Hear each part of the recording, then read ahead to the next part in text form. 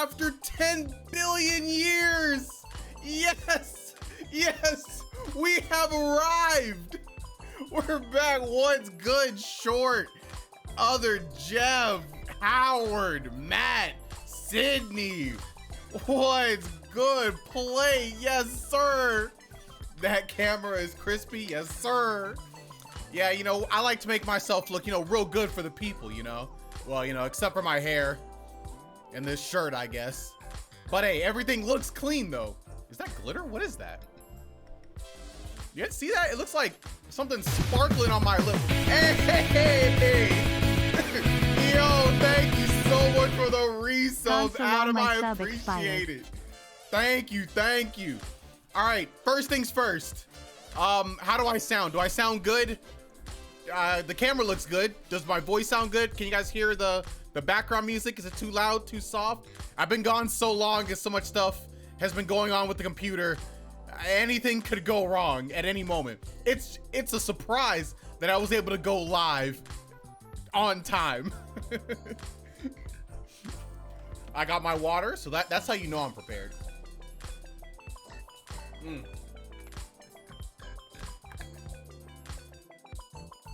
All right. Okay, all sounds good. Okay, perfect. Whew.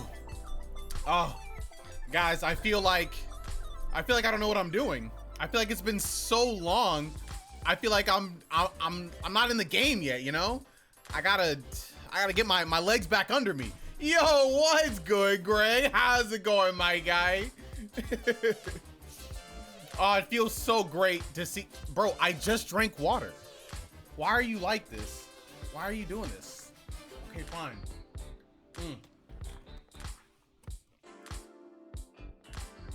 Hey, thanks so much, man. I was really going through it, man. I ain't gonna lie. I really was going through it. Oh, no, I'm not missing a light, but it might have turned down a little bit, maybe when I was doing other stuff. Okay, how is that? Is that back to how it normally is? Does that look more like me, Greg? And yo, Matt, I hope you're doing good too, Matt. I know you were going through it. Oh, I already know about you, man. But hopefully you're doing good. Much better. Oh, perfect. Sorry, I didn't mean to be so dark for you guys. I didn't know you guys were afraid of dark-skinned people like that. That's okay, though. I understand. Tell them about the tragedy of my Mario. My Mario's no tragedy, all right? There is nothing tragic about wanting to be good and doing whatever it takes to get there, okay? There is no tragedy in that sentiment. I'm alive. I'm not complaining. That's true. You can't be mad about being alive, Matt. Yes, sir. Lighting's perfect. You just got a tan in Florida. You're right. The lighting wasn't wrong at all. That was just my skin darker. So I lightened it up for you guys to see me how I, normally would be if I didn't have the tan. So yeah, that's fair. He's calling us. Hey, Jeff. I'm just saying, if it walks like a duck, talk like a duck. I'm just saying. Disney changed you, so you had to reflect it with the light. Yo, Disney, I've been real different ever since Disney happened, I just ain't felt the same. But to be honest, I kind of like it, I kind of like me after Disney. I mentioned you the other day as one of the most toxic battler. Dog, I'm not even toxic. What do you mean? I'm the most wholesome, fair battler of all time, okay? What? Yo, what's good, SSK? How's it going? Yo, my boy Ultra Dill, what's good? Oh yeah, you like that? You like that Battle of Chaos poster? I think that's Blackluster Soldier. I think that's the Link one. Or no, I actually don't know which version of Blackluster Soldier that is. I'm not gonna lie to you. Oh look, it's Ultra Dill playing Yu-Gi-Oh! Master Duel right now. Thanks for letting me know, Steve. He finally learned about capitalism. Hey, yo, I'm just saying, capitalism, you know what? Maybe capitalism's not that bad, capitalism, you know, it's pretty cool, you know? CP9 is insane talk. One time he fared me in neutral and said, LMAO, you're so bad, it's unfair. He was so toxic, making bad. First of all, I would never make bad jokes, okay? I only say banger jokes, okay? And yes, I did in fact fare you in neutral and say, LMAO, you're so making mistakes because you let me hit you in neutral right there. So I think if you would have spaced out a little bit more, you might have been able to, you know, avoid that. And so then, you know, you might have been, you know, not be able to get hit by it. You know, we could have had a more neutral back and forth. That's what I actually said, but close enough. He plays Olimar.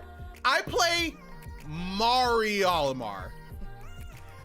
It's Master of Chaos. Had to look it up, making sure I was not wrong. Don't want to get the Yu-Gi-Oh fans hunting me. Hey, all of the homies in chat are Yu-Gi-Oh fans, okay? So if you say one bad or wrong thing about Yu-Gi-Oh, we will all gang up on you. I don't make the rules, okay? That's just what chat said. That sentence is absolutely not what you'd say. Why would you not just say Olimario? That's too easy.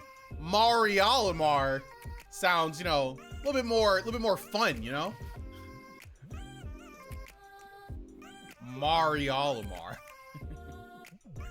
Also, your CPU smart looks really good. Oh yeah, the solar system thing that they have going on. I really like that. It's gonna look a lot better than what RPR is gonna look like. But you know, I don't have the creative bone to make cool stuff, so I only make boring stuff. You know, like my streams, boring, unfun. You know, that's just what I am, though.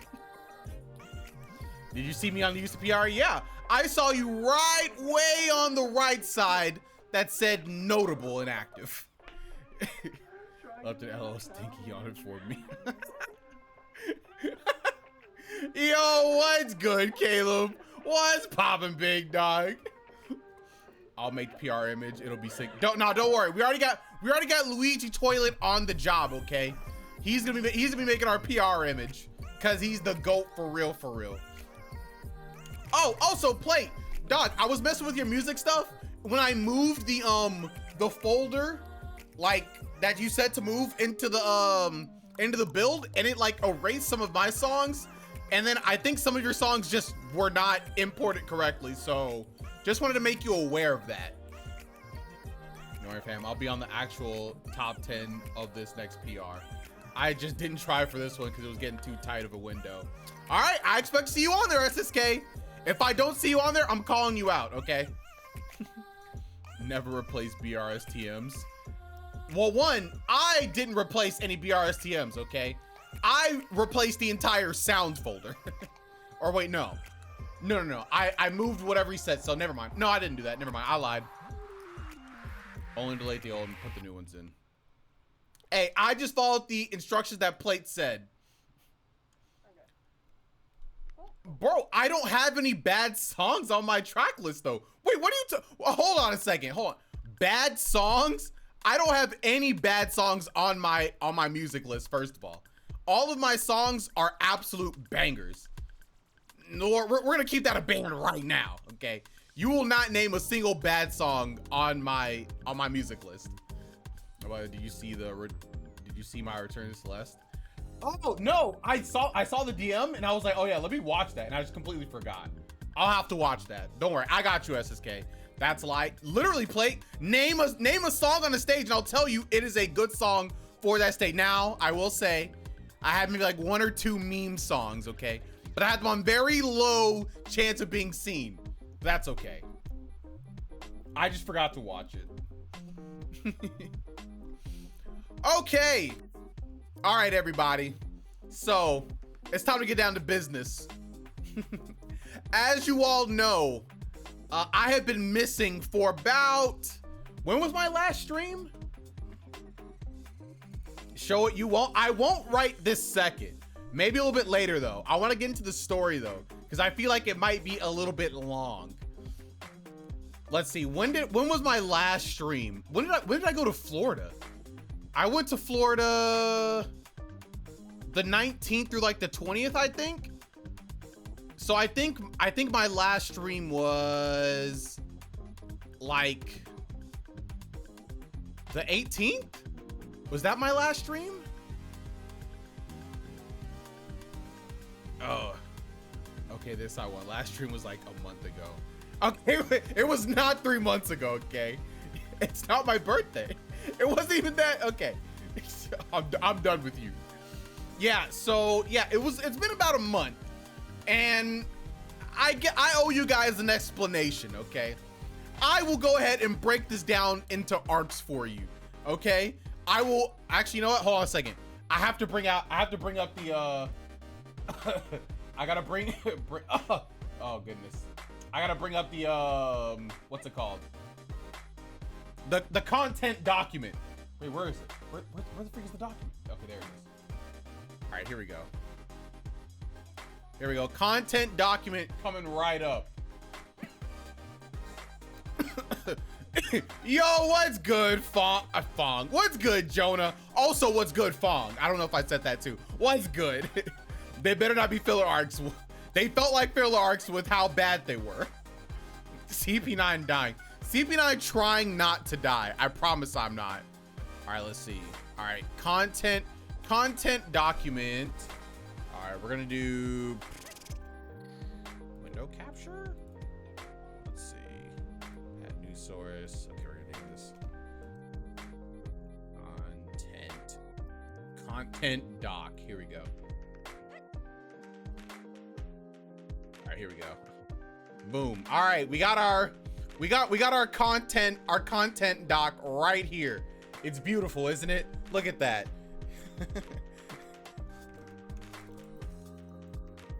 Where have I been? Well, it's a long story. Let me do this. What? Come on. Oh. Can I? What? What the freak is going on? Why can't I make this? Okay, here we go. There we go.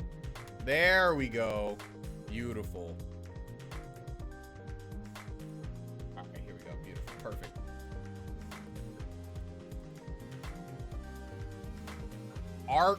Arc 1. Nah. The Florida arc. All right, cool. All right. Make sure to say Disney kidnapped him.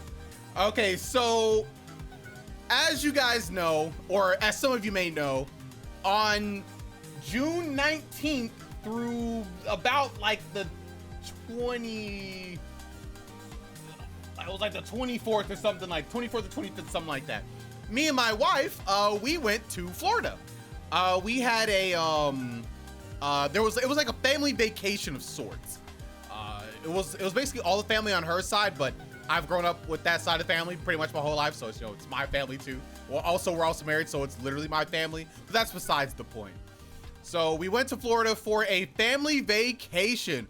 Ooh, we were gonna do so many fun things. We're gonna go to Florida, Universal Studios, and whatever else we could do down there.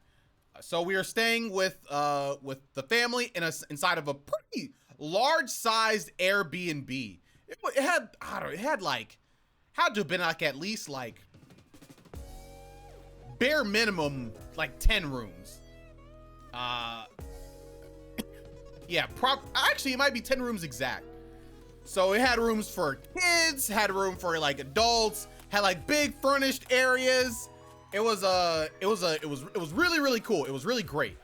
It had a pool in the backyard. It had like, you know, pool table in the garage, you know, that was their game room, I guess. If I could find it, I would show it. But yeah, I actually didn't have that information, so oh well, it's fine.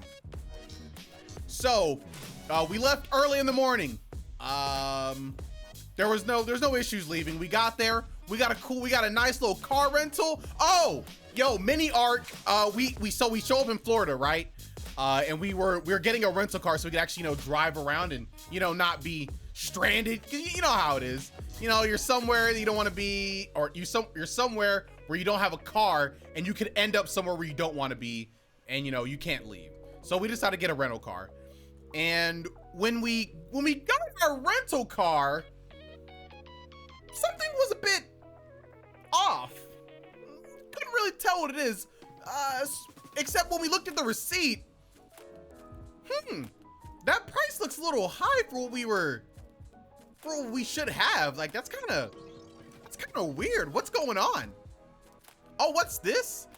It's saying something about some weird insurance thing? Huh. Let's flash back. Let's think about to what happened. So when I think back what happened, here's what exactly happened. We were at the front counter. We were getting our car rental from the guy, and he was actually really nice. He told us about some things that, you know, we could run into with driving the car. You know, he told us about this toll thing that we could get, but, you know, he was like, but to be honest, with where you guys are going, you guys really don't need it. So, you know, you guys wouldn't need this toll thing. So which kind of insurance would you guys like, you know, this, like, you know, the regular insurance that we have, or like the premium insurance or whatever?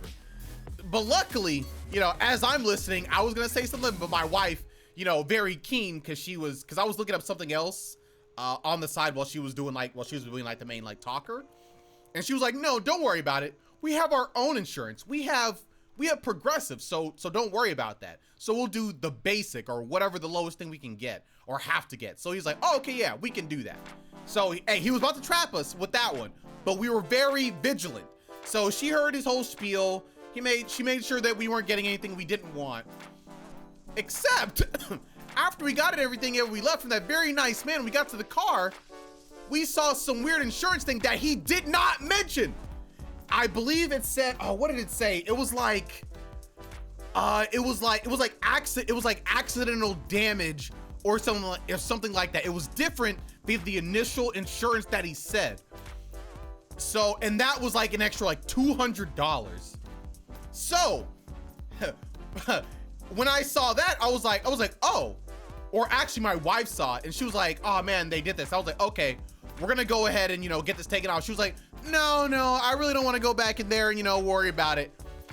So my initial thought I was going to say was, all right, well, whatever, you know, because I'm super chill. Like, I'm like, okay, whatever, we'll be all right. But then I had a flashback to the last time we got a rental car when we drove down somewhere. We got scammed. We got scammed with some insurance stuff, and I think we had to pay like an extra $200 or $300 extra. Like, that was like the initial like thing or whatever. And, you know, we noticed it, and my wife, I was like, oh, okay, yeah, let's go back in there and tell him. She was like, no, let's not go and do it. I was like, are you sure? She was like, yeah, you know, I'm sure. And I was like, okay, if you're sure. I shouldn't have listened to her. She felt bad about it the entire trip. It was in her mind. It was taking her down from the trip. And so this time when I heard that, I was like, nah, nope. We're gonna go ahead and get this taken care of right this second. So I immediately got out of the car and I went up to the person. I was like, hey, we just got charged this thing, but like, we didn't hear about this. Like, we don't need this at all. Like what is this? But luckily, like this is a different person. This is like the person I guess leads us to our car. So I went up to him and he took it off, literally no questions. He was like, oh yeah, I'll take that off for you, no problem. So I got back in the car. We had to pay, you know, less now, obviously. So that was great. Wife was very grateful. She didn't have to worry about that. I'm grateful, so I don't have to worry about her being worried about it. Fantastic. Crisis averted. Whoo! Oh, thank God. So we leave the airport. She initially leaves, but then we swap spots because, you know, I don't care about where I drive and stuff like that. So we head off to the Airbnb. Issue number 1. We are actually we're not even at the Airbnb yet. I almost forgot about this. So one of the things that me and my wife said when we're down here, we're gonna eat at some really good Florida specific places while we're here. Cause, you know, if we're going somewhere new, you know, we want to get some good food. Okay, cool. Yeah, let's do that. So while we were waiting in the line, you know, for the car rental, I was getting us a reservation at this place called, I believe it's called the Broken Egg. It's supposed to be a really good place in Florida. It had like a 4.5 stars or something like that. So I was like, all right, yeah, would you like to go here? She was like, oh yeah, that looks good. We looked at the menu stuff. I was like, yeah, this stuff looks good. Yeah, let's go here. So I put us on the wait list. I get us going, and then when we leave the airport with our rental car, we go straight there. We get on the wait list there. They say it's gonna be like 45 minutes to an hour wait. And to be honest, that's fine for us because our Airbnb isn't allowing people until I believe it was it 2 o'clock? I want to say it was either 2 or 3 o'clock, but we're in Florida way too early. We're there at like 10 or 11 a.m. We're there like super early. So we're like, yeah, that's fine. We'll wait 45 minutes to an hour. We can't do anything. Like we're just here. So we wait. We're just waiting in the car, having a good time. As we are about to get out the car, my wife notices a spider land on the windshield of the car, and she's free. I hate it when she does this. This is exactly what she does when we're in the car. Hold on. This is exactly what she does. Here's me on my phone or just looking at something, you know, we're just chilling. Here's me. What's going on? What's going on? She's like, get. I was like, what? Well, she was like, there's a spider on the windshield. I'm like, what? She's like, yeah, there's a spider. So I look, I was like, oh, okay. There it is. A very small spider on the windshield of the car. But as the agreement that I have with my wife, all right, if she sees a spider, no questions asked, I go out, I kill it. No issue, you know, it's whatever. I'm not afraid of spiders. And in return, if we ever see a bee or a wasp, she must kill it because I am mortified of bees and wasps. So if I see anything like that, she has to take care of it. No questions asked, okay? We will go through thick and thin, okay? So that is our agreement. So yeah, so we see the spider or whatever, and you know, I go out, I take care of it, but I don't fully like get rid of it because it's in like an awkward spot and I don't have anything like small enough to get it, so I like hit it or whatever, and it seems like it goes away. So she's still paranoid, but don't worry, I'm a bodyguard, so I make sure it's all good.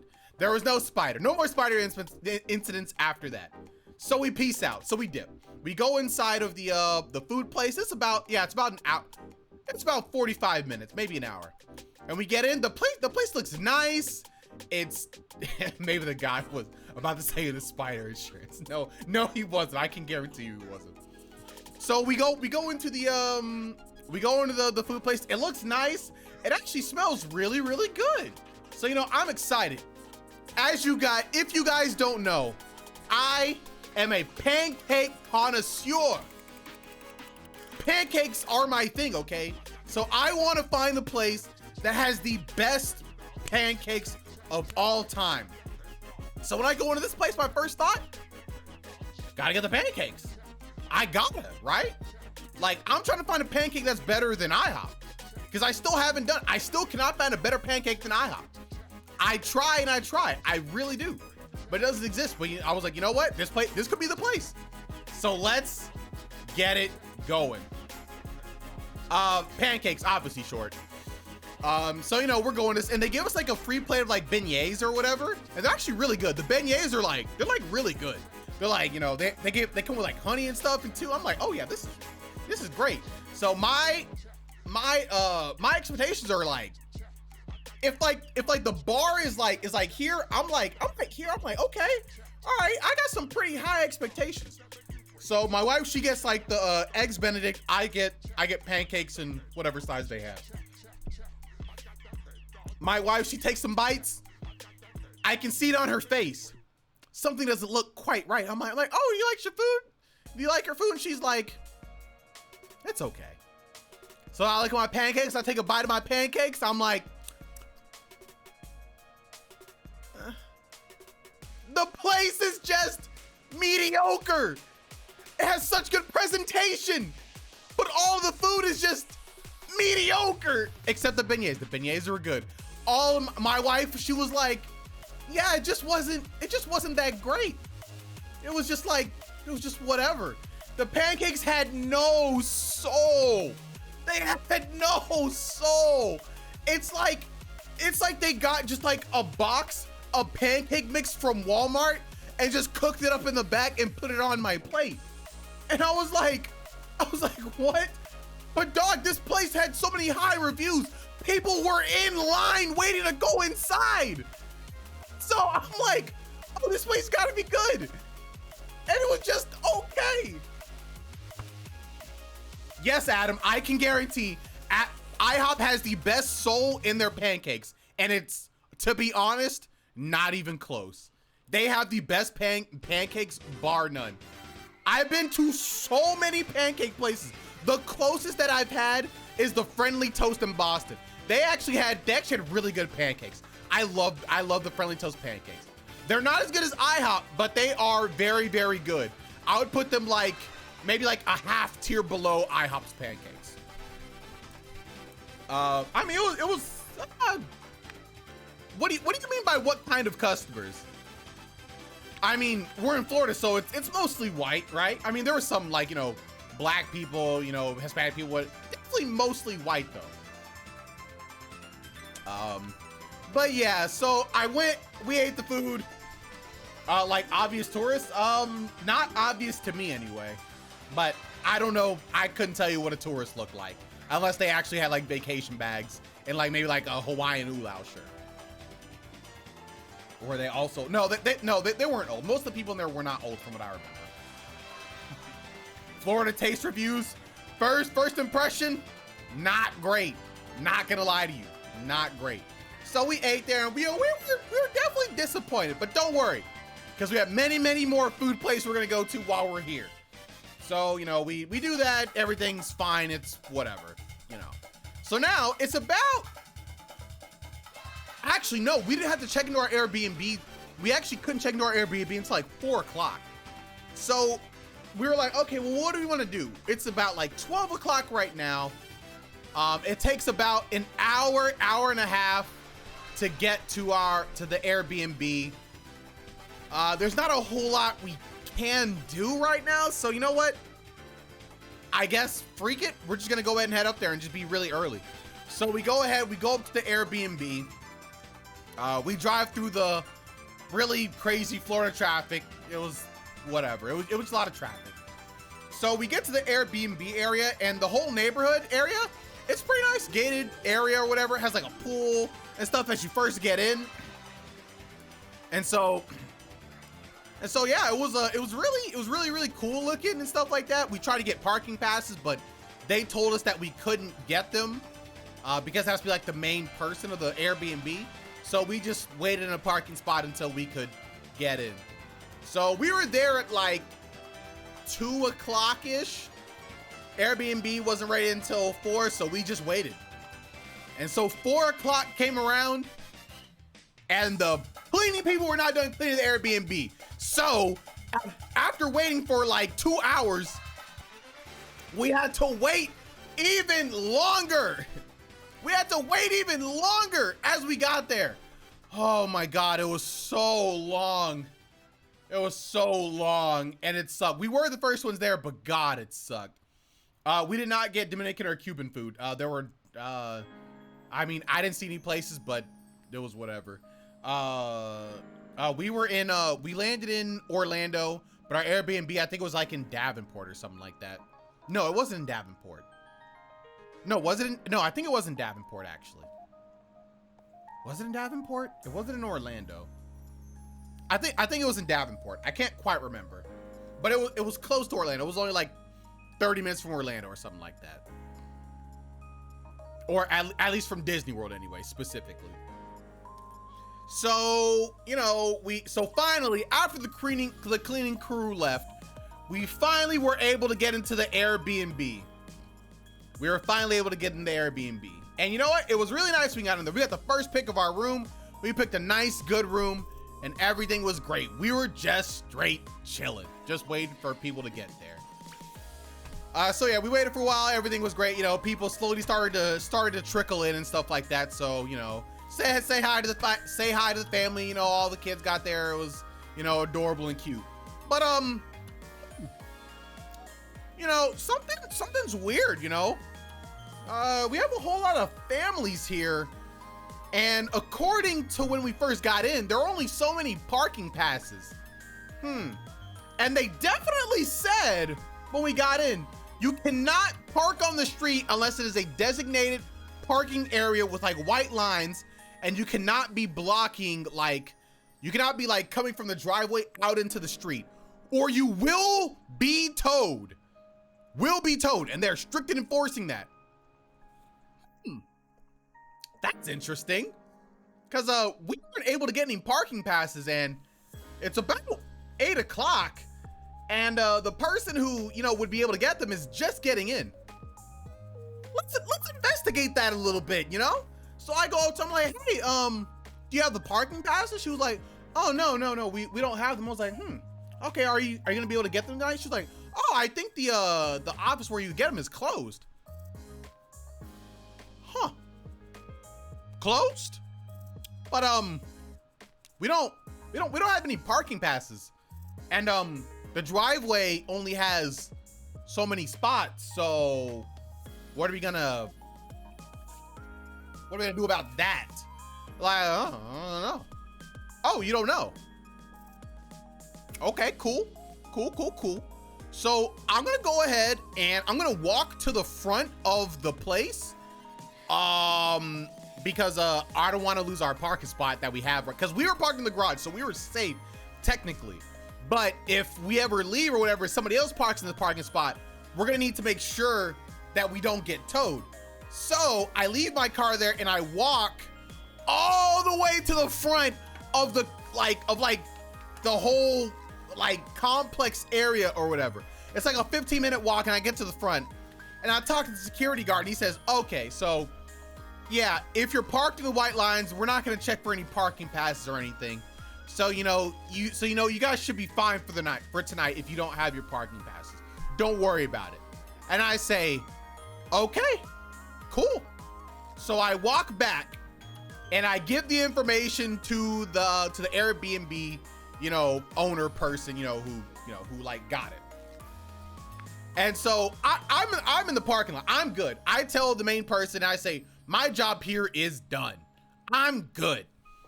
So then, we're all tired, we all, hang out and stuff like that. And we all turn in for the night. The next morning, our car is good. We're chill. We ain't got no issues, but unfortunately, 2 cars got towed in the middle of the night. Ooh, yikes. 2 cars towed. Definitely, I think one of them was a rental car too, so it's like even more annoying. Oof, I definitely told the main person, so, hey, whoever didn't pass all that information to everybody like they should have, hey, that one ain't on me. I did what I was supposed to do. I got all my information. I got all my ducks in a row. This is already too stressful. It was stressful. You're right. It was very, very stressful. And so, the next morning, we were supposed to go to Disney. However, during that night, I might have been, hanging out with some of the people, and we might have been playing Monopoly on the PlayStation until 4 in the morning. Ugh. We might have been having way too much fun and grinding out Monopoly, like actually grinding out Monopoly for real. That one might have been, this one might have been on me. So I got up a little bit late. My wife was mad so I was trying to go to Disney World, but my wife was not having it. She was not trying to go to Disney World, and we got up like a little bit late. She was definitely mad at me. But to be honest, if I'm gonna keep it a stack, we still could have went and it would have been fine. We would have just got there at like 11 instead of 9 in the morning. I'm gonna keep it a band. We would have been fine, but okay, that's all right. I mean, to be honest, it was fine because we just shifted our ticket to like the next day. So it wasn't too big of a deal, but she was like not happy. So we spent our day doing something else. So we linked up with the family and we were seeing what everybody was doing. and they had a few plans. They were gonna go to the world's largest McDonald's, and I think it was called Union Park in Florida. I think that's what it. I think that's what it's called.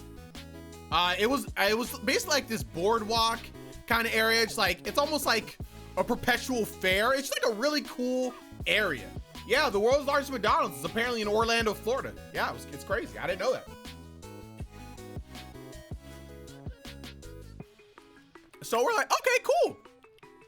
Yeah, that sounds pretty fun, to be honest. Yeah. All right, so we're just kind of hanging around, getting everybody together, because as you know, it's very hard to get a lot of people together, especially when we have like 7 kids. There were 7 kids. So wrangling everybody up so we can all go out on this adventure, as you can imagine, would take quite a bit of time, So we spent like an hour just hanging out, talking, doing whatever. And finally, we get everybody together, finally. And so we make the drive down to the world's largest McDonald's. And the world's largest McDonald's, it was pretty cool. Yeah, I have a funny story about that. I have like 2 funny stories about that.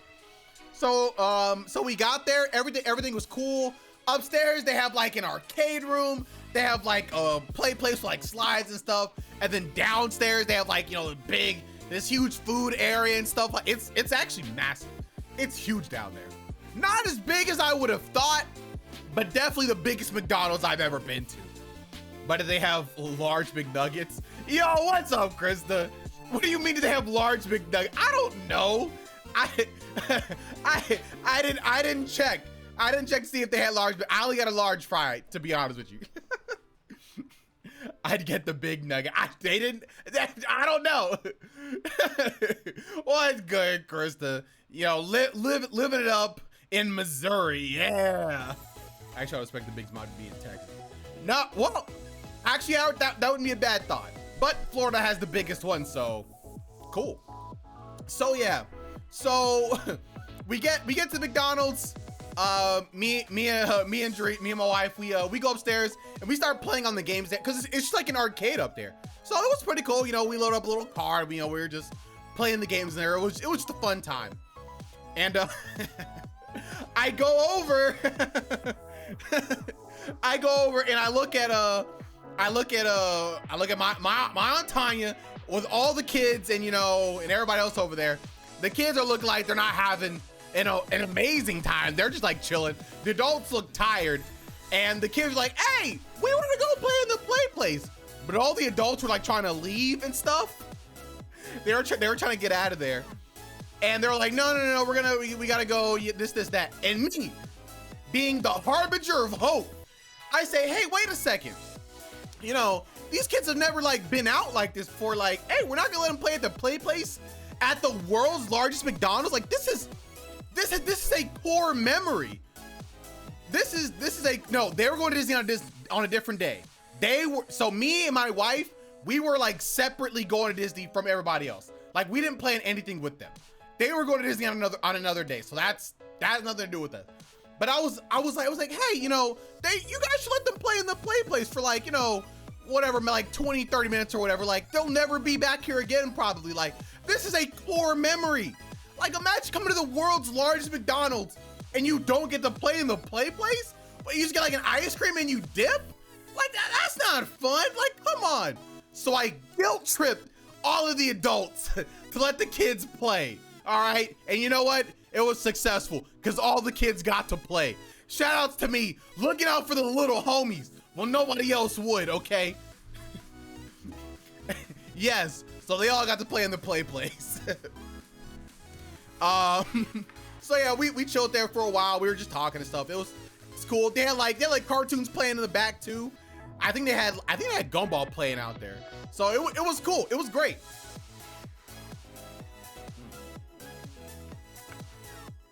We do not condone the little homies. I condone the little homies. And so yeah, so they played, and then eventually we said, all right, cool, we're getting out of here.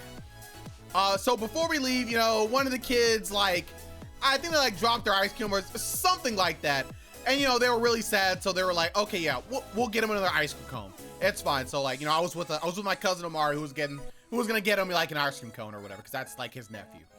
And so, you know, and so as we're getting the stuff, this is when I got my large fry.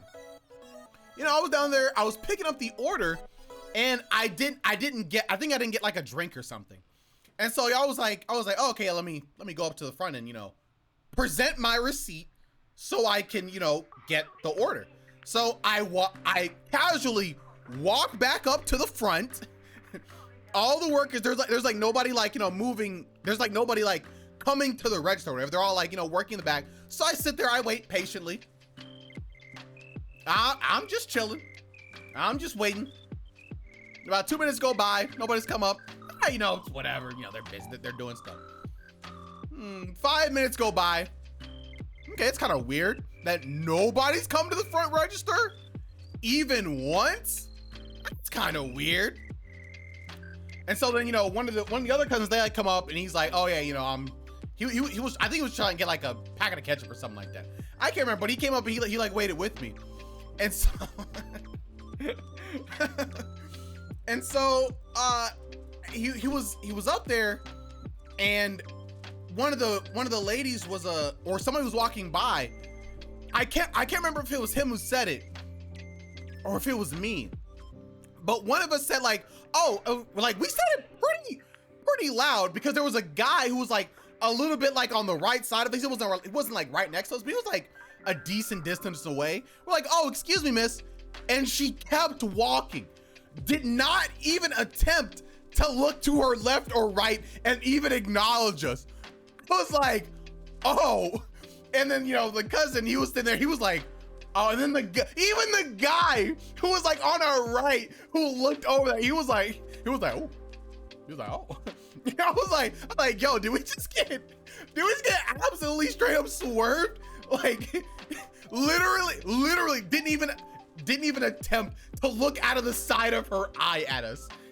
I was like, okay, I guess we're like that at this Madonna. But then, like, I think like a few seconds later or whatever, another guy was like, oh, did you guys get help? And you know, eventually I was like, oh yeah, I'm waiting for like, you know, this drink or whatever. And then, you know, eventually they got it out to me. But I thought it was so wild that nobody came up and talked to us for like 5 minutes and somebody actively ignored us. I just think that was crazy. I don't know. I thought that was crazy. All right. Mick swerved at the McDonald's. I got absolutely Mick swerved. So yeah, so I got the stuff and you know, we left. So we went to this boardwalk area. I think it was called Icon Park. No, Union Park. Union Park or Icon Park. I can't remember. But yeah, it's like this really cool, like large park area, whatever. They have like, you know, like some like rides or whatever. They have like VR stuff. They have like a mall back there. They have like, you know, a whole line of like people selling stuff like, you know, churros and, you know, bracelets, you know, stuff like sales, stuff like that or whatever. It's like a whole thing. It was a really, really nice area. It's that nice 725 with true. Well, to be fair, they're probably not paid enough to care. What? They don't have to care. They can just look at me and just keep walking. Just acknowledge that I exist, but that's whatever. So when we get there, everything looks cool. There's this giant, like a slingshot kind of ride or whatever, where you get in and it like launches like super high in the air and stuff like that. So me and Carlos, you know, cause we're like all in a group of like 4 people or whatever. And we were like, hey, cause we really wanted, so Carlos wanted Omari to get on and I wanted Jaretha to get on, but they didn't want to get on. So me and Carlos, we were like, you know what? We're gonna get on or whatever. So, you know, we decided to get on. And yeah, it was really, really cool. I don't think I've been on a ride like that, but it just launched you straight up and it bungeed you and it was super duper cool. Great. It was just a fun little time. And then after that, we went to this like VR area or whatever. We did some like cool VR game where it had like full body VR, you know, gun stuff like that. You know, we played like virtual beer pong, I guess, or whatever. It's like we just had to like throw, you know, ping pong balls into a cup or whatever. And yeah, it was just a really cool area. We walked around, had a good time. And I will say, so this place, the only reason why this place is iconic to me, because as we were leaving, I noticed this churro stand. And I was like, oh, I love churros. Oh yes, churros, I love churros. So I said, yeah, I'm gonna get a churro. And so they had like these churro bites. And I was like, okay, I'll get those. When I tell you, these are the best churros I've ever had in my entire life. Now, granted, I haven't had I'm not like the most well-versed in like the different kinds of churros, but you know, I've had a few different kinds, you know, all authentically made before, because as I live in Texas, you know, people from Mexico make churros. So, you know, I get the authentic stuff. And also, you know, Carlos, the guy I was with, is from Mexico. And you know, those churros are Mexican approved. They had soul. They are absolutely Mexican approved. Okay, like he is full blown, just straight up Mexican. And he said, yeah, these taste like authentic churros. So that's how I know they were the real deal. And they were the best churro I've ever had in my life. Also, you know, they were just amazing. Okay, yes, they were Mexican approved. Yes. Yes, Krista, they touched my spirit. They were that amazing. Florida's gonna reach 15 minimum like 2025. Oh, really? Yo, it's time to move to Florida so I can get $15 minimum. I mean, I know I'm getting paid more than that now, but anyway, yeah. So best churros I've ever had in my life. It was great, fantastic. So we all go back home, and when we get back to the house, we realize, uh-oh, we don't have enough towels. Because we used like our towel yesterday to shower, but today we don't have anything. And the washer and dryer that they have in there is possibly the worst washer and dryer I've ever used in my entire life. I don't even think that's an exaggeration. I think it actually is the worst. The reason why it's the worst, because when you use it, let me see if you guys, you know, can get my pain. So you guys know how when you use a washer, like a washing machine, when you like wash your clothes, it'll go through a washing cycle, a rinse cycle, and then like a spin cycle or whatever, so it can just be damp and not soaking wet. Well, this washing machine only went through the wash and rinse. That's it. It went through the wash and rinse, and then it drained. So when you get the towel out, it's just soaking. So I'm like, oh, that's weird, huh? But I was like, oh, maybe, you know, the dryer accounts for this somehow. And so when you dry it, it all, you know, it all evens out. So I like do like a little wring out or whatever, and then I throw some towels in the dryer. And what happens after an hour and a half of drying? You take the towels out, and they're still very wet. Wow, amazing. This did absolutely nothing. And so after, you know, washing the clothes a few times and, you know, getting the same result, I realized, wait a second, it's not spinning in order to actually like get it damp. It's just rinsing and that's it. It has, so after they're done washing, you have to manually put it on like the spin option so it can like make it damp and not soaking. You have to it's not part of the initial cycle. Why? What kind of wash machine is this? Who would do this? Either clean or dry, you can't, I guess. And so I'm like who's doing this? We have to do that. If it's a big load, yeah, you know, Sydney, you know what? I expect that. That sounds fine. But to have it not automatically do that, period? What? So we figured it out later on. But that night we were like, okay, we don't have any towels. What do you do? Okay, well let's go to a Walmart. Okay, cool. So keep in mind, it's about 10 o'clock at night. I'm gonna go for a Walmart run. My wife, she's like, yeah, I'll come too. So we're like, all right, cool. We'll get there by like 10:20. the Walmart closed at 11. We're just gonna do like an in and out. It's gonna be easy, you know? Who's gonna be at a Walmart at like 10:20 at night? You know, it should be really easy. Tell me why we pull up to this Walmart. It's packed. Like legitimately, like this full large scale parking lot is packed. Like 10:30 at night, 30 minutes before closing. What? What? Huh? I've been to Walmart so many times in my life before closing in many different states, and I've never seen this even once. I was like, huh? What? Did it actually? No. It closed at 11. Most Walmarts, at least like in Oklahoma and here, they're not 24 hours anymore. They close like at around like 11 or whatever. And so it closed at 11. And so, you know, we get in, we're flabbergasted. Like we can't figure out why this Walmart is so packed. We get in and people are just shopping. They're just shopping. And I'm just like, what? They're just shopping? Like there's no big event or it. They're just shopping. Nobody's interested in anything. They're just like, it's a normal day. And I'm like, what's going on? Yo, what's good, Ryan? What's poppin', big dog? My sister-in-law is from Indiana, and she would just hang out at Walmart like 2 a.m. with friends in high school because nothing else is open. Yeah, so back in high school, back in the day, most Walmart's open 24/7, so you can do that. But nowadays, they just don't do that. At least in the areas that I'm in, anyway.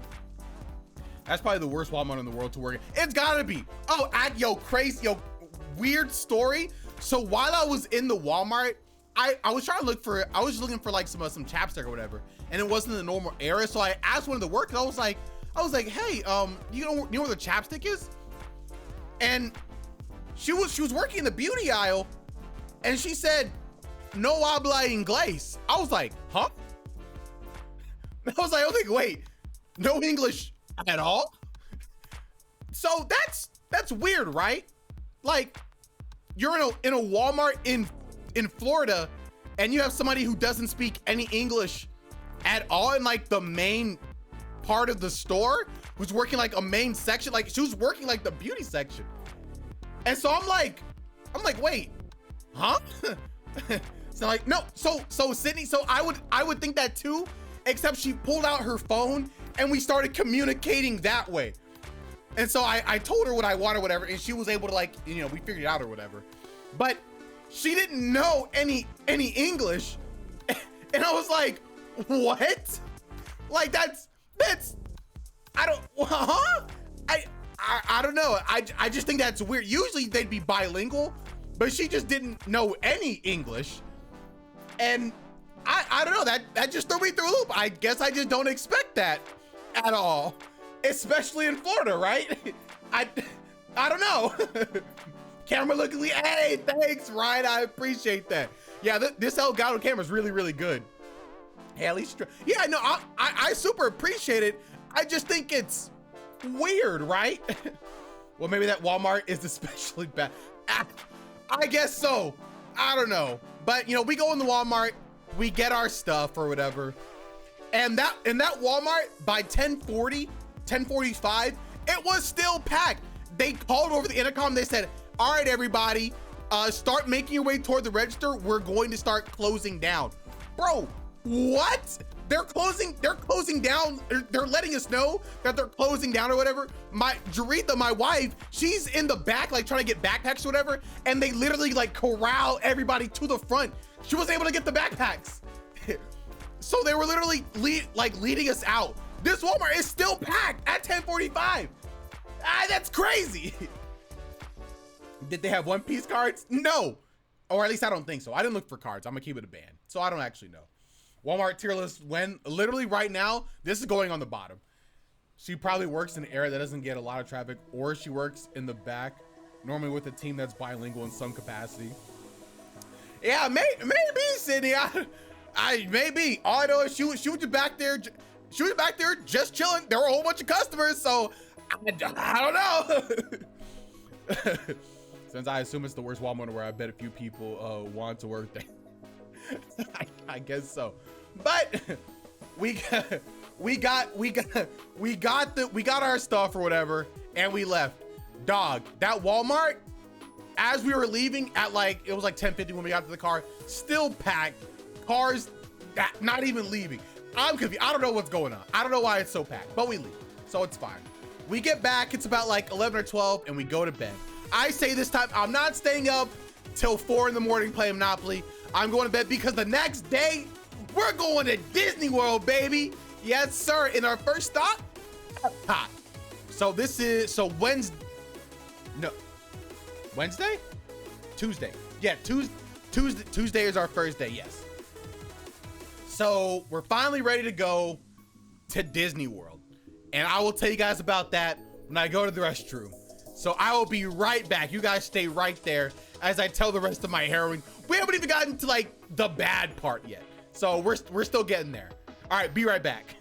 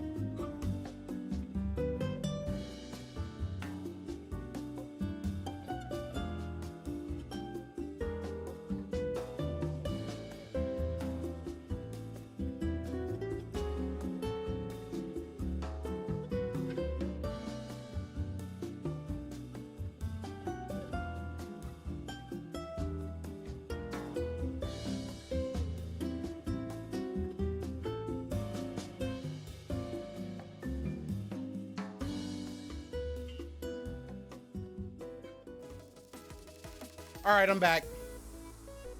All right, I am back. So, so yeah, so now, test track. We didn't actually go on that ride. It might have been broken potentially. I'm actually unsure if it was broken or not because I didn't look at that one. It might have been though.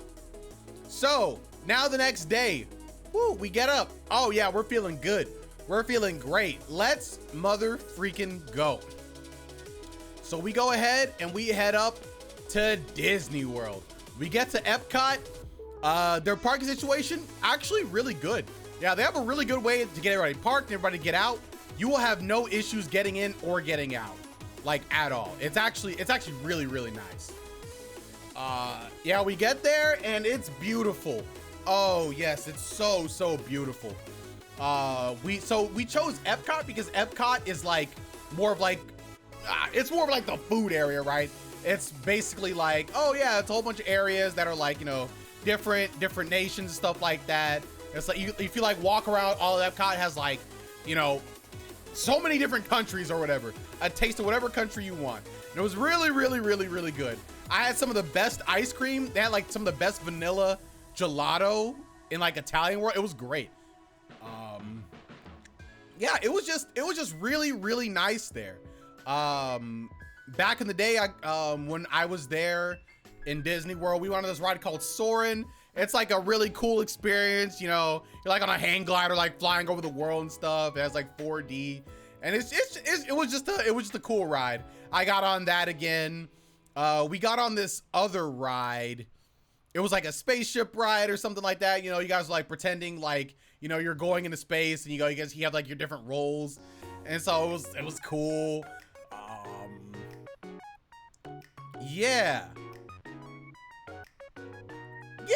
Yeah, that was, you know, it was just a fun time. We just had a great time there. We got on pretty much all the rides we could. You know, we had like the Fast Pass stuff, you know, the Genie Plus, you know, figured out how that worked. That was cool. So I didn't have to really wait for any lines and stuff like that.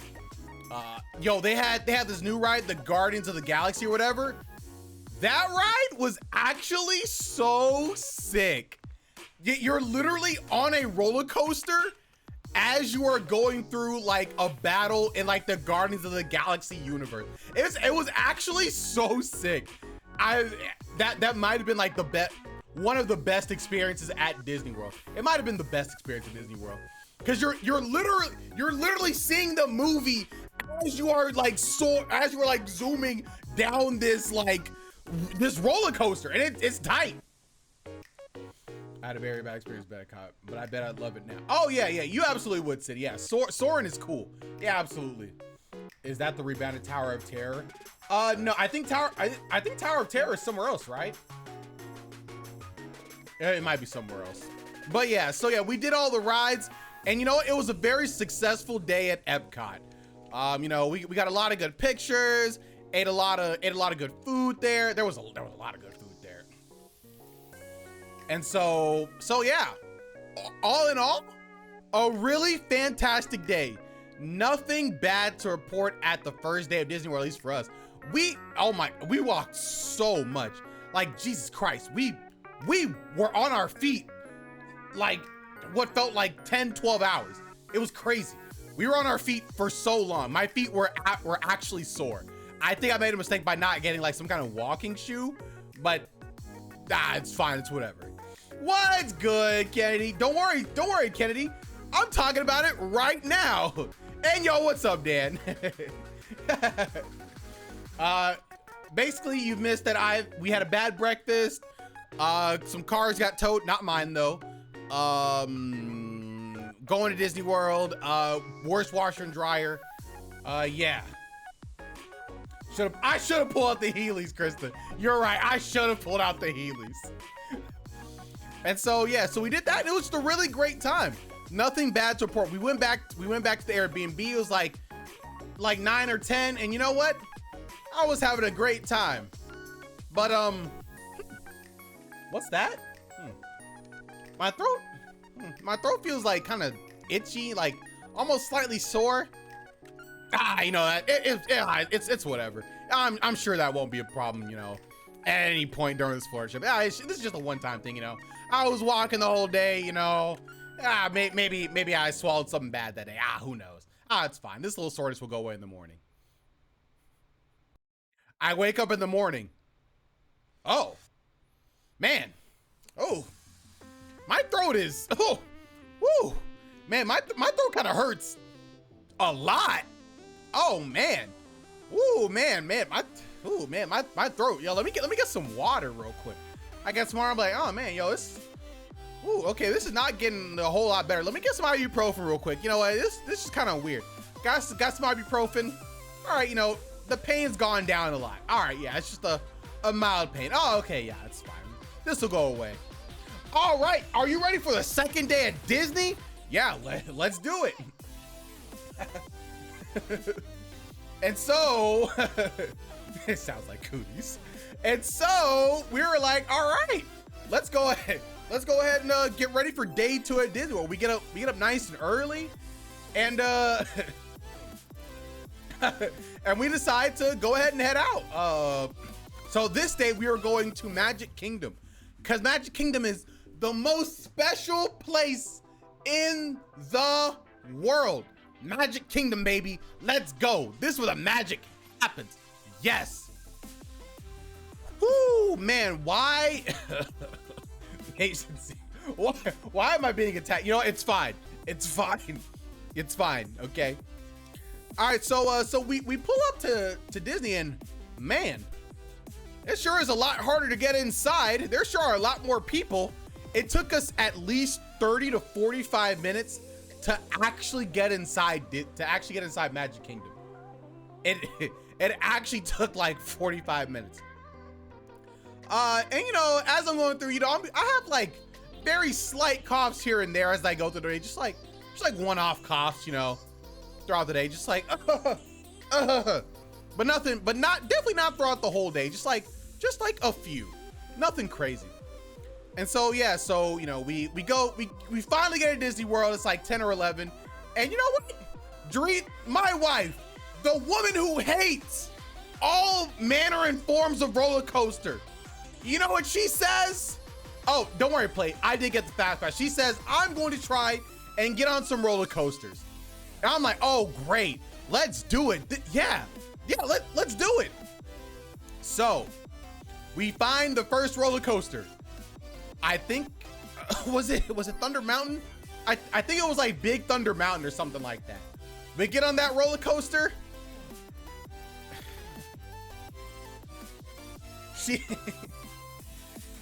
She really is like not okay.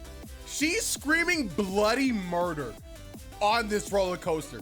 When I tell you guys this roller coaster is maybe like a 4, maybe a 5 out of 10. Like I'm barely like, oh yeah, you know, this, I'm just like, oh yeah, you know, this is cool, haha. She's dying. She's acting like she's getting stabbed at every moment. She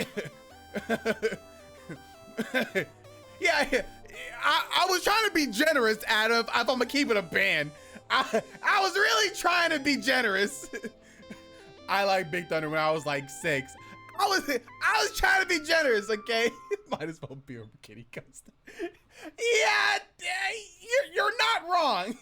You're kind of not wrong, but you know, I was putting out like a 4, you know, just to make it seem, you know, maybe not so bad. But she was screaming bloody murder. The roller coaster was deleting her. She was not okay. She was waiting for like a super huge drop, which never came, by the way. There was not a big drop at all. No, it doesn't. It doesn't even have a big drop. It has like the smallest bit, like drop. It's like maybe a half-second drop. Unless you count like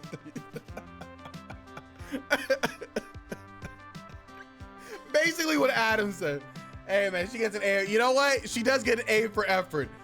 It is. It's not actually, Caleb. It's less than mid. It's below average.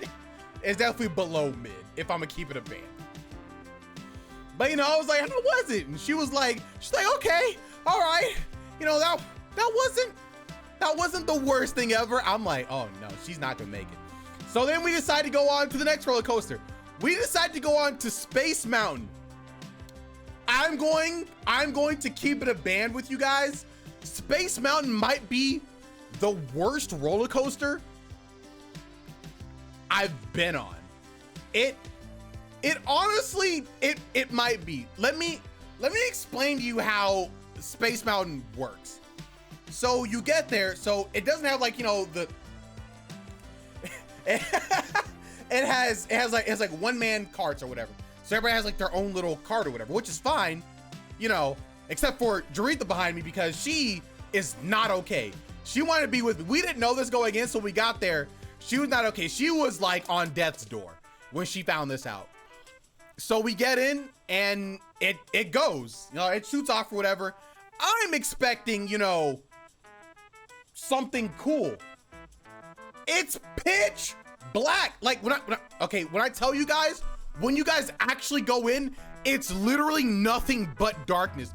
There's not even the slightest bit of ambience. There's no like little like dots, like little glow in the dark dots or whatever, so you can like pretend like you're in space. It's literally pitch black. And like, that's whatever, I guess, but also it's very herky jerky. It's like break your neck, like. So I'm more uncomfortable than everything else. I'm like, man, this is kind of lame. There's no big drop. It's literally just snaking left and right, pretty much with the smallest ups and downs. And I'm like, bro, where is, like, there's nothing to this. But I hear my wife behind me. She's dying. She's legitimately not okay. If you thought she was screaming bloody murder before, she's actually dying on this one. She's like, she's moaning. She's like, she's not okay. She's absolutely not okay. I'm disappointed that we're on this ride. She's not okay. We get to the end. You said you like the part where it's just like lights or whatever. It's just nothing at the end. There's like a red like beaming line or whatever. It's so dumb. Nah, actually the worst roller coaster. I give that roller coaster an actual like 2 out of 10. Like that's a literal 2 out of 10 roller coaster. This is worse than mid. It is a bad roller coaster. To me, it is a bad roller coaster. Jaretha was not okay. She said that was the worst experience she's ever had. Period. She did not like that ever. I skipped out on family things. Are you on the Disneyland part? Yes, we're on the Disneyland part of the arc. Let's see. Let's see. Disney section. Here we go. Disney section. All right. So yeah. So we do that. So she's traumatized. She doesn't even want to get on any more roller coasters, but I convinced her to at least try like 1 or 2 more. I think the next one we got on was the Sleepy Mountain, was the Seven Dwarfs one or whatever. That one was fine. That one was definitely the best one in the park that we got on. And that one maybe was a true 5 out of 10. She was okay with that one. That was nothing really to report on that one. It was definitely mid. That was a true mid roller coaster. Truly mid. So at this point, I'm like, so at this point, guys, I think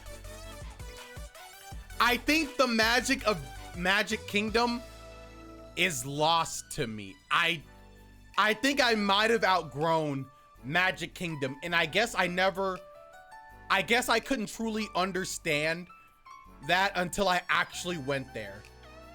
And it was a little sad, I will say. I'm not gonna lie. But you know, there was still some fun stuff there. I'm really sad I didn't get. We legitimately could not ride the Tron ride. Like, you had to be in like a waiting queue, but like you couldn't get on the waiting queue unless you were like part of like the resort portion, and there was no like line period to even get in. So we legitimately just couldn't get on it. It was very, very sad. We did go to this like a Monsters Inc. kind of like Laugh Factory thing. That was cute. That was pretty fun. Actually, I have a funny thing about that. So when we get to the Laugh Factory or whatever, it's basically like a comedy show where we have two people essentially like in the Raptors that are just like what's it called? They're basically just improving the whole time. They make a show through improv. And you know what? It's actually pretty cool the way they do it. Okay, first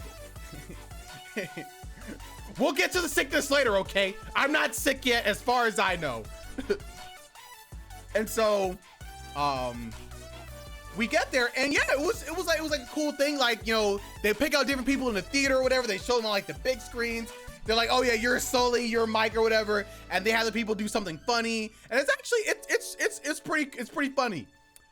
They got to this one guy though, and they showed his picture. They were like, oh hey, yeah, you look like so and so. Hey, do this thing or whatever. And he actually straight up, he just flipped off the camera. Just straight up, he just middle finger, let it fly in a theater full of children. This guy actually didn't care. I laughed so hard, bro. It was so based. That was so based. I was like, yo, this guy's built different. And they immediately got the camera off him, but it was so funny. It was so good. Oh my God. And so a lot of the adults were like, oh, some people started laughing. I was dying. I was absolutely dying. It was great. That was the great takeaway for that. I bet he got taken underground. Nobody got him during the show, but maybe after the show, maybe they got him. But I thought that was very funny. Oh, wait, hold on a second. Oh, okay, so the worst ride at Disney, I think bar none. Like legitimately, I think this is the worst ride at Disney, and I don't even think it's close. It's a Small World after all. Please, for the love of God, if you ever go to Disney World, do not, I repeat, do not go to It's a Small World. It is the most boring, slow ride. We hear the same song on repeat for about 10 to 15 minutes as you go through different sections of the world. It's not fun. It's not cool. Maybe cute is the best one, but it is the worst thing I've ever been to in my life. I feel like it's only there still for the elders. It has to be, because ain't no way. I feel like even kids would hate that. Does it have a loop? No. It's literally, you just get in like a little boat canal. It just takes you along a route or whatever. And it just says, it's a small world after all. It's a small world after all. It's a small world after all. For 15 minutes. And that's it. That's the one to put the kids to sleep. Absolutely true. You know what? You know what, Chris? I never thought about that. That's the ride that literally just puts kids to sleep. You know what? It's actually just for kids sleep. You know what? That makes sense. Yeah, it was literally the worst ride. So after we got off, I looked at my wife. I was like, that was bad. And she immediately was like, I know. She's like, I thought I was the only one. I thought it was crazy. Why is this ride here? Yeah, we bonded over that for a little bit.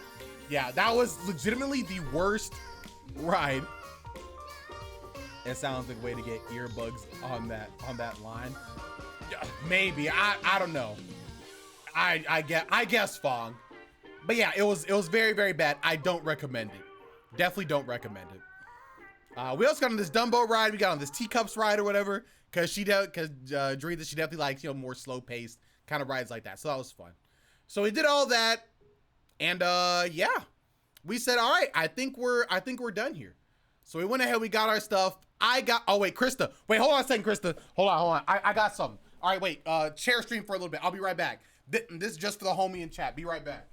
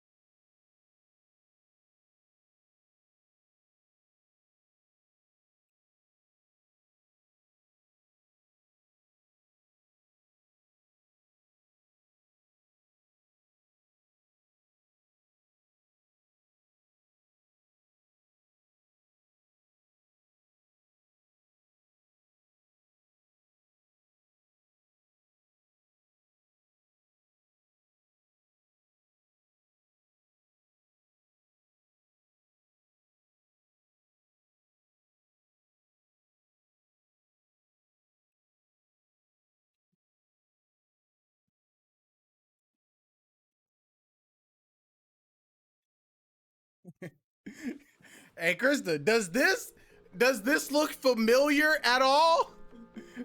Does, does this does this bring up any memories at all? I hope so.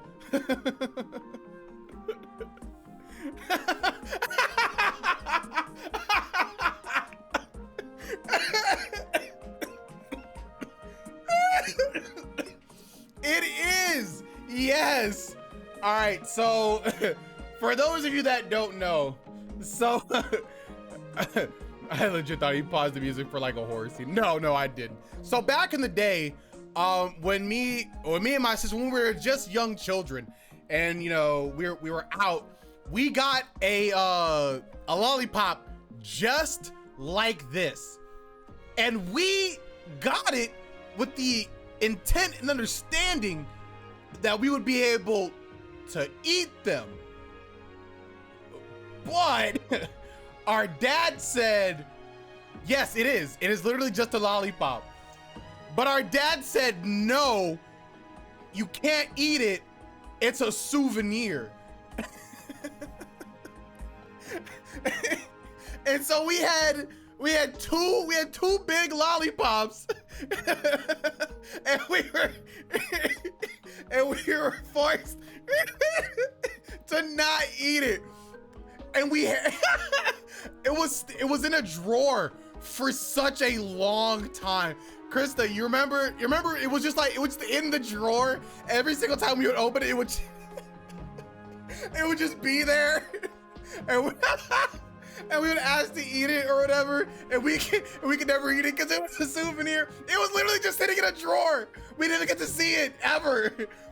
It sat in there for so long. It sat in there for so many. It sat in there for years. I have no idea where it was in there for so long, and eventually like you could see it like be like cracked and no, it never melted. It was never in any heat. It eventually just like got cracked and stuff. And it was always there. I have no idea what happened to it, but it was there for, I feel like, at least a decade. It was there for so long. And we never ate it. It just disappeared one day. So that was funny. But when I saw this at Disney, I had to actually buy it. I had to buy it because it's a throwback. Am I gonna eat it? I don't know, maybe not, but it definitely brings back a core memory. Eventually just became an auntie. It did. It was very, very sad for us because we really wanted to eat it. I have no idea, Adam. When I say I literally have no idea what happened to it. Like one day it was there, and then like we moved so many times, like it just stopped existing. Maybe our mom knows where it is, but I have no idea. I really have no idea. But I had a similar thing to happen, but it was, what, you decided not to eat it? Nah, that was literally never me, Sydney. I always wanted to eat this mug. I should have got a second one so I could eat it. I did miss out. I should have got a second one. I don't know if I'm gonna eat this one or not. Who knows? We'll see. It would go stale if anything. I imagine so. I got a chocolate coin from Prague, and I refused to eat the chocolate in it because I didn't want to ruin the paper. Do you still have it to this day, Sydney? Is it still around? You would have had to say. I would have had to save them both.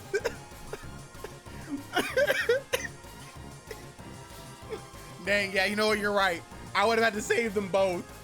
Oh, also, I did get this keychain too. This keychain is pretty sick, so I like that. Keychain is hype. Or the lanyard's hype. I mess with it. No, my mom and dad helped. Oh, okay. Do you still have the foiling? I think that's a pin lanyard. A pin lanyard? Maybe. Oh. I don't know. I just thought it was really, really cool. I like the it looks really sleek. I like the colors that's going on. So yeah, I mess with this. What what Keyblade are you are you getting from that? So I imagine I'm probably getting the Magic Kingdom Keyblade with this. It probably has like enhanced magic stats. That's what I imagine though. Oh, also, so something really cool that I noticed about Disney that I think is a really cool, I don't want to say theory, but something that I noticed. So people say that Disney World is magic, right? Like Magic Kingdom is the most magical place in the world. And to an extent, it really feels like that, because as you're going through, like you just see like bubbles and stuff like flowing through the air everywhere. So it gives it a more like, you know, whimsical kind of feel or whatever. Everything feels really lighthearted. And so my thought is Disney is selling magic. Let me explain. So as you're going through the park, you'll see a lot of kids that have like these little like bubble, these little bubble toys. They hold them or whatever, and it just spews bubbles. They just go everywhere around Disney or whatever. So as they're walking, the bubbles go through, and then you can just like, you can see them, you're like, oh wow, bubbles. And so it kind of lifts your spirits as you go through, because it feels cute. And no matter where you, pretty much wherever you go, you'll see the bubbles. And so, because like almost every kid has them, you're always gonna have like that whimsical kind of like lighthearted feel no matter where you go. And so you can feel like Disney's the happiest place in the world. And they're literally selling it to kids so they can increase the feel and theme of their entire park. They're selling you on the atmosphere. They're giving it to kids so they can make other people feel great about it, and so other kids can want it. And so it just creates like this whole ecosystem. And it's like, it's really ingenious, and it really does work, to be honest, because as I was going through, I was like, wow, this really does feel like magic. There's like bubbles flying through the air. They're like, all the kids are having fun. It's like, it works. And they're selling it for the low price of $22.95. It's actually crazy. Yeah, but it's really, really cool the way they did that. I don't want to say cool, but I like what it brings to the park, even though they are selling it. It's a great marketing ideal, essentially. It goes so deep too. And some will go for quite a bit of money. Not so much the ones where the wireless, but still. Trading those really big though. I haven't been to Disney since 2010, but I have a good amount. Oh man, I should have brought some pins while I was there, I guess. Keeping your emerge, it goes so deep too. Keeping your emerge into their top priority. Something that I was saying would be a really cool idea for Disney to do. They should have like an allotted amount of leaves that can be like automatically like detached from like certain trees in certain areas or whatever. So when like wind like blows through Disney, it'll blow the leaves away to give it more like a like whimsical kind of like magical kind of feel or whatever. Because it feels like really cool as you're walking through, and the leaves are just kind of like brushing by. You're like, wow, look at the pretty leaves and colors and stuff. You literally have colors like, you literally can have colors like just flowing all throughout your park and stuff like that. That would be really good. That would bring up the atmosphere tenfold. When I went to Disney in 2010, I wore my Kingdom Hearts shirt, and I got complimented on by one employee cast member. I felt so rad. Man, I didn't see any Kingdom Hearts memorabilia at all, and I'm so sad. I really wanted some Kingdom Hearts stuff, but they didn't have any. Whatever. But yeah, so that was our trip to Disney World. Overall, pretty good. The roller coasters, really disappointing, and overall, my view of like Magic Kingdom and maybe Disney World as a whole, I don't know. I felt like I might have aged out of Disney World. That's really, really sad, because I've been wanting to go back to Disney World. I've been harassing my mother for the past, that's when we were 10, for the last 17 years to take me back to Disney World. And now I think I might finally let that dream die of her taking me back, because I'm like, I might be out of that now. And that is sad to say. So it's a little bittersweet, but I'm still glad I went, all things considered. Nothing else. You can buy Gunpla in the Japanese Pavilion at Epcot. Why not Kingdom Hearts? Yeah, I know. I don't know. There was just nothing, and that was so sad. Did I ever tell you about the cat statue day? No, you didn't. So yeah, so nothing else crazy happened or whatever. So you know, I finally, we finally decided to go back home. And we're just chilling. I'm like, man, today was a great day. Oh man, whoo, man, I'm coughing a little bit more. I'm sure this cough will go away. It's fine. This sore throat, like, it's all nothing. I need a little bit more rest. So that night, I call it a night, and I go to bed, and I say, wow, what a great day. And the next day, Universal Studios, baby. Yes, sir. We're going to the big boy rides now. Yeah. So the next morning, we get up bright and early. Yes, it's time. Beautiful. Let's get this money. Cough, cough, cough, cough. Uh-oh. I'm coughing a lot more. My throat feels really sore. My chest kind of hurts from all this coughing I'm doing now. Oh man. Oh, I sure hope this doesn't get worse. Don't worry. I'm not sick though, guys. I'm not sick though. I'm fine. Don't worry. I'm definitely not sick, even with all this coughing. Definitely not sick. Where the freak is my button? Oh wait, hold on a second. Okay, here we go. Definitely not sick.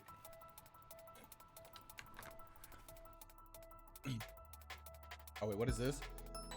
In Japan, the pavilion, they have a shrine with like symbols with from Japanese mythology. I think it's like back in 2010, they had a literal anime statue of what? Are you wait, real? That's actually so funny. Robotic cat spirit, what? That's actually crazy. Oh, hold on a second. All right, I have hiccups. Uh-oh, I have hiccups, guys. You know what that means? It's time for me to get rid of them. And how do we get rid of them? Well, of course, by doing our ritual. We stand up. We drink our water.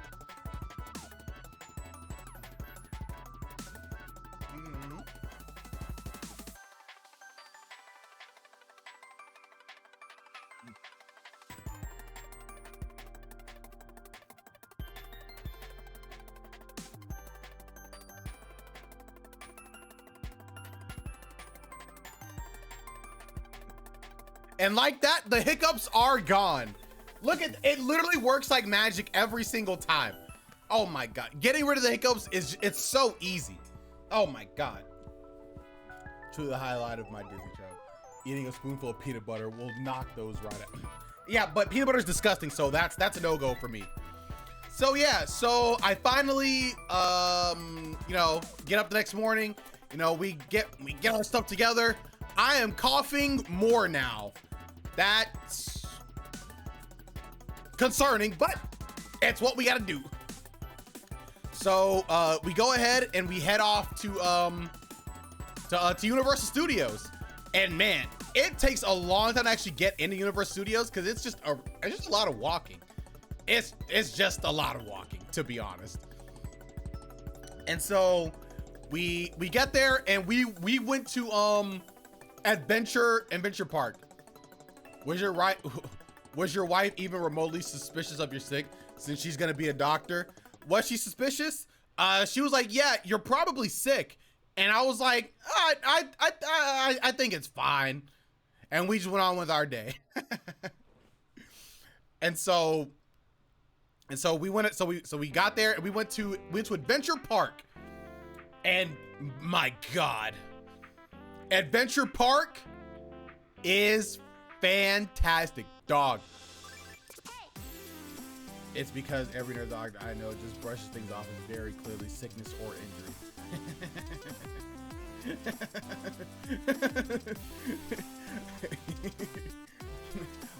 I pay no credence to what my wife says when I'm very clearly not sick. Very obviously, I just have a few coughs, okay? This is literally nothing, okay? I would never get sick on our trip to Disney, okay? That's fine. They give you COVID at the airport as a welcome. Don't worry, don't worry, don't worry, don't worry. They would never give me COVID because I'm definitely not even sick right now. So it's not even a problem. So, yeah. So we go to Disney World and yo, Universal Studio, without a doubt, has the best roller coasters I've ever been on. Like when I tell you, these roller coasters are like the next, like if Disney World is like baby tier, Universal is like actual roller coasters. I didn't get on the Rocket roller coaster because I didn't see that one on the list for Adventure Park, but I got on, I got on all the roller coasters that were in Adventure Park. Dog. Oh my God. The Velociraptor one. Oh my, that one is so good. It's literally like, it takes you straight up. It goes down. We got like super curves like this. We got loops. We're going over the water, barrel rolling. I was like, oh my God, this is so good. Yo, the Hulk was the worst roller coaster in that park, and it was still amazing. The Hulk roller coaster was so good, but it wasn't even my favorite one. It was the least favorite of mine there. Oh my God, yo, the what is it? What was the other one? Oh my goodness, it was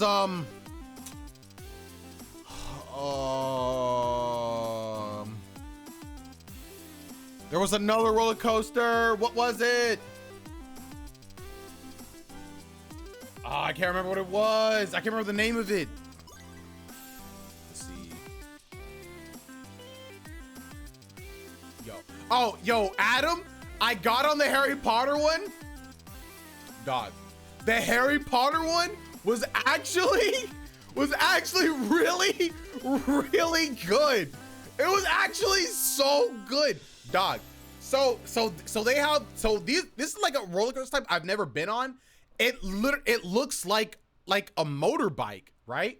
Like you get in and you're like sitting like on like a motorcycle bike, and it definitely adds on to the ambiance, and it felt way cooler than a regular roller coaster. I'm not gonna lie, I loved it, and it's done something I've never ever seen a roller coaster do. So let me tell you guys what happened. So you get on the roller coaster, it like zooms you past or whatever. It's doing all this crazy stuff. It's like taking you left and right or whatever. You know, you're going super fast, you're going up and down. It's great. And then it takes you backwards. You're like, oh snap. Oh snap. Oh my God, this is crazy. You're going backwards, everything is sick. And then all of a sudden it stops. You're like, oh, okay, that's weird. Like, oh, okay, I guess they're gonna like launch us forward again, but like we've already been that way, so it's kind of, and then it drops you. Literally the track, it drops to a level below. It was not ready. Everything is sick, even me. I'm done with you. It was like it went down onto a second track, and then it started going on a second. I was like, oh my God. And then it started popping off again. That was actually so cool. Oh, I forgot about the craziest part. So while I was waiting on the line for that ride, a storm happened. So we actually had to sit down and wait.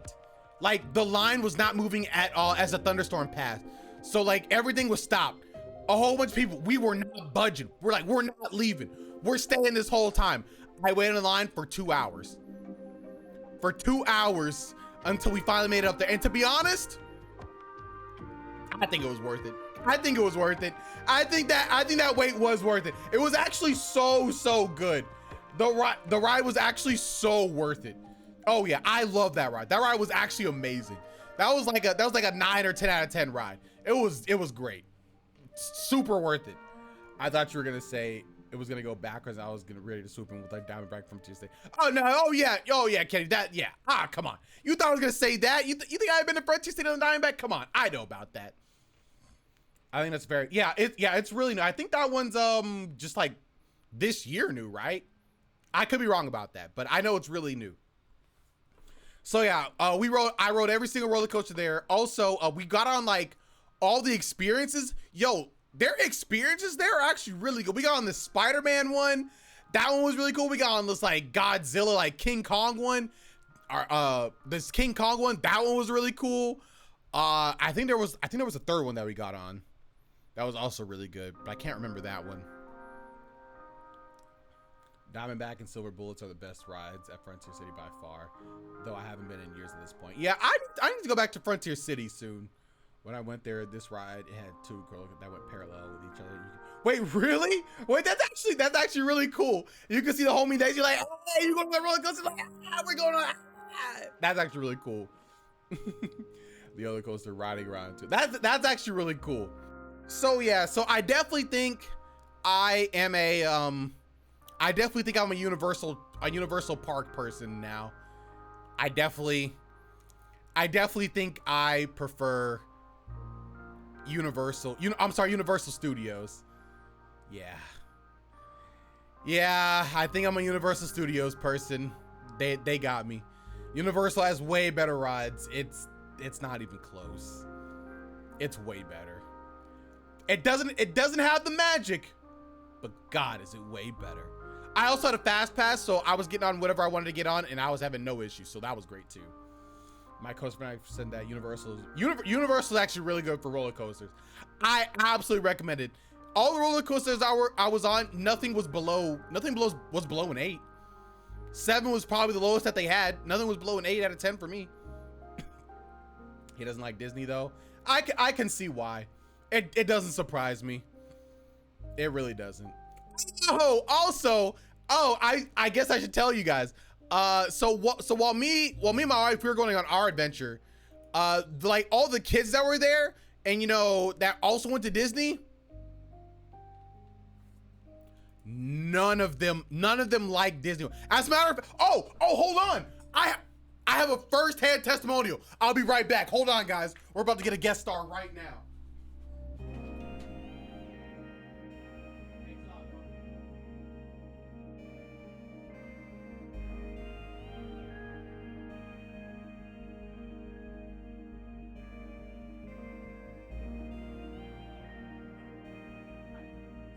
All right, we need to touch more. All right.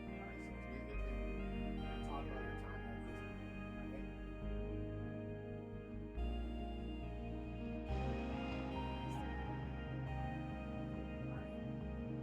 All right, come on. What are you doing? Come. You're scared. Come on. Guy. All right, guys. We have a first-hand testimonial. All right, state your name. Everybody say hi to Amaya. She was here. She was part of the tragedy that was Disney World. This is my niece. Yes, she was there. Okay. Amaya, tell the people in the world. Did you enjoy Disney World? Did you really? Yeah. Do you want to go back to Disney World? Oh, why not? Because feet was hurting. Your feet were hurting. Didn't you guys cry a little bit somewhere in there? Yeah, because feet was hurting. Are you guys' feet was hurting? Was it really hot too? It wasn't. Are you gonna sit here and tell me it wasn't hot?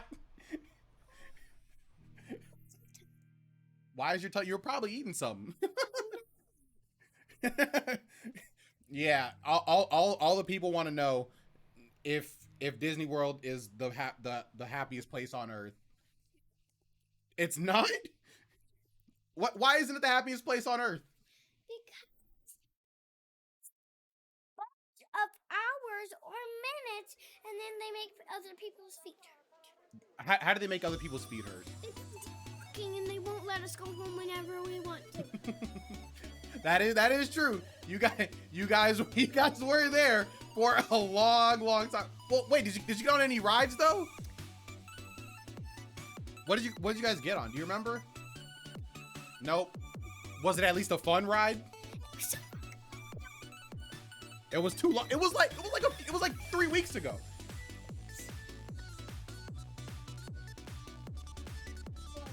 We went to Florida June 19th through like the 24th.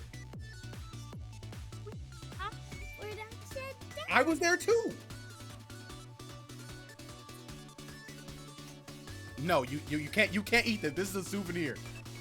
It's a souvenir. She's just spitting fact. No, you I'm pretty sure you have your own souvenir from when you were there. Oh, you guys didn't get anything? Well, okay, but you at least enjoyed the pool though, right? The pool at the house that we were in? The pool in the backyard? The pool was fun, wasn't it though? Yeah. All right. To be hot. You want the hot tub to be hot? Well, we all wanted it to be hot, but I think they lied. I think it was supposed to be hot, but I don't think it was actually hot. Oh yeah. Did you also have fun at the world's largest McDonald's? What is that? You remember when we went to the big McDonald's? You know, the one with the big play place? Yeah. Did you have fun there? A little bit. Well, what? You don't have fun anywhere. Unfortunate. Me and Dan were talking about that McDonald's. Do they? Oh yeah, they actually do. Yeah, they had like a whole like stove oven there. No, what are you doing? Well, you can't have it, but I will allow you to hold it. No.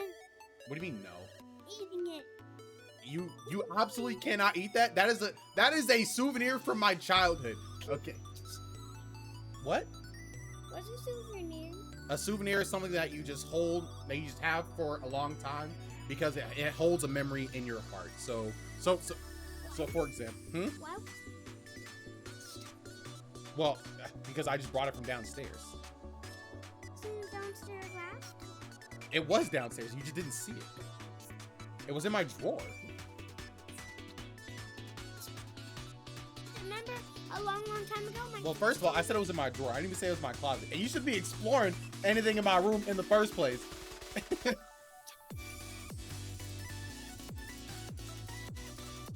Okay. Getting mixed for in his own Mick home. Yeah, I guess so, huh? I mean, that is true. Yeah, I know, because she works at night. Yes. All right. Thank you for your contribution. You've been great. Why do you want to stay? Because what? Because it's fun.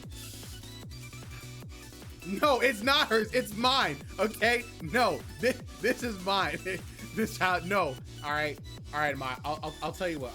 When I get closer to the end of the stream, all right, I'll bring you back in to talk some more. Okay? Don't worry. The chat will not let me forget it. All right? All right, chat. Do not let me forget to bring Amaya back. Okay?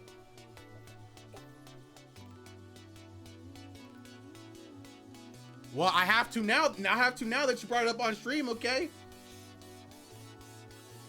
Yeah, I know. I have to. Yes. When I'm done. Yes. I promise. Yes. I promise. Yes. All right. So go ahead. Go ahead and go back. I'll bring you back in later on. All right.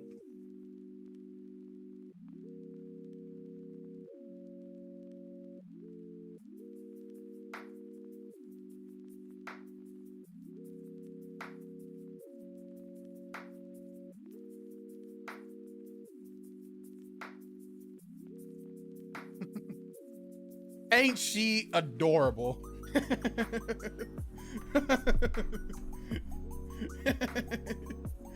I gave her the monkey. I gave her the monkey. No, this is mine. A Chaos Emerald? You've got to be kidding me, guys. No! Who This is like shared this taking clip? candy from a baby, which is fine by me. Jonah, why? I'm done.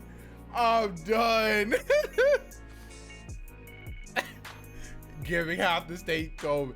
Okay. All right. So So you guys heard it here first. A child who was at Disney World recently doesn't want to go back to Disney World. It is in fact not the most magical place on earth. They were in fact all crying at the end of their time there. They were all complaining the whole time. There were like 7 of them. They were not having a great time. Okay, so that was the end of that was the end of Universal and stuff like that. They knew they were in Florida. Oh yeah, also yeah, our niece is staying with us for I think until like the end of next week. Disney fell off for real. Yeah, I don't know if they fell off, but I think I just got older. But that's neither here nor there. So now it's Friday. We have nothing planned for Friday. Friday is just supposed to be a chill day. My coughing is now out of control. Oh wait, hold on a second. Oh, it's time for the let's see.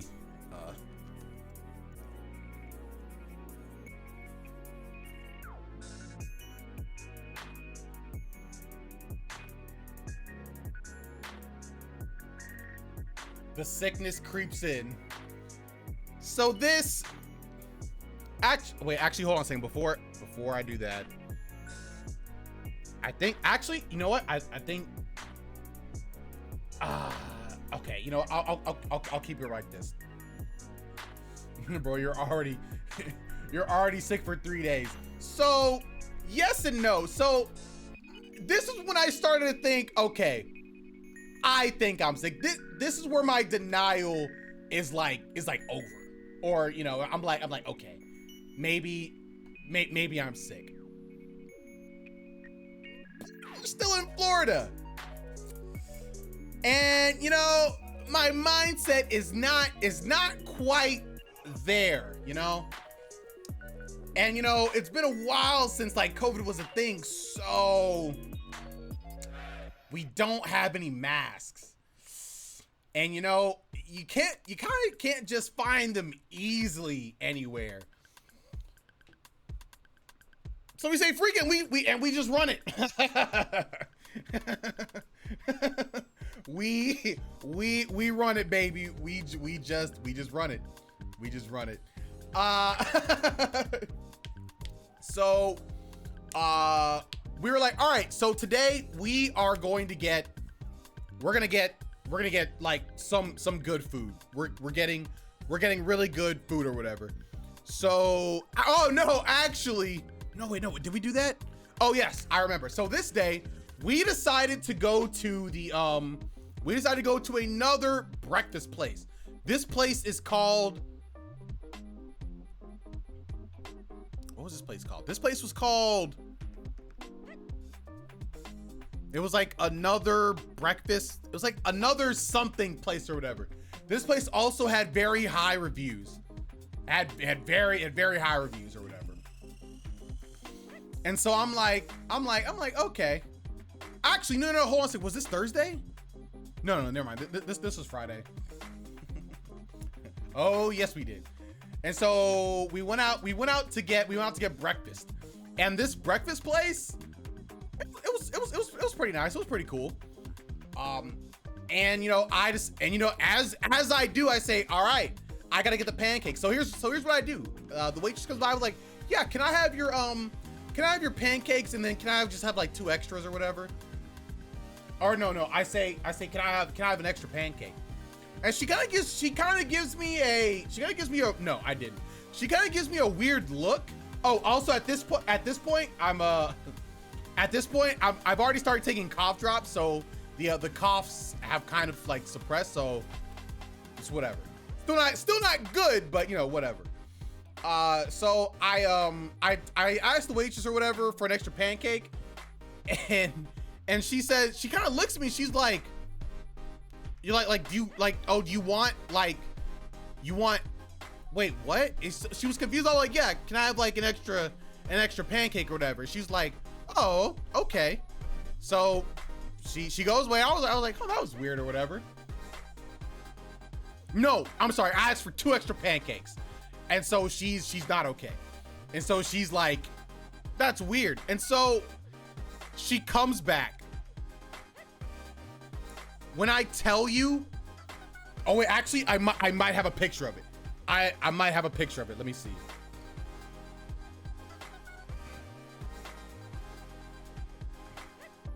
Let's see.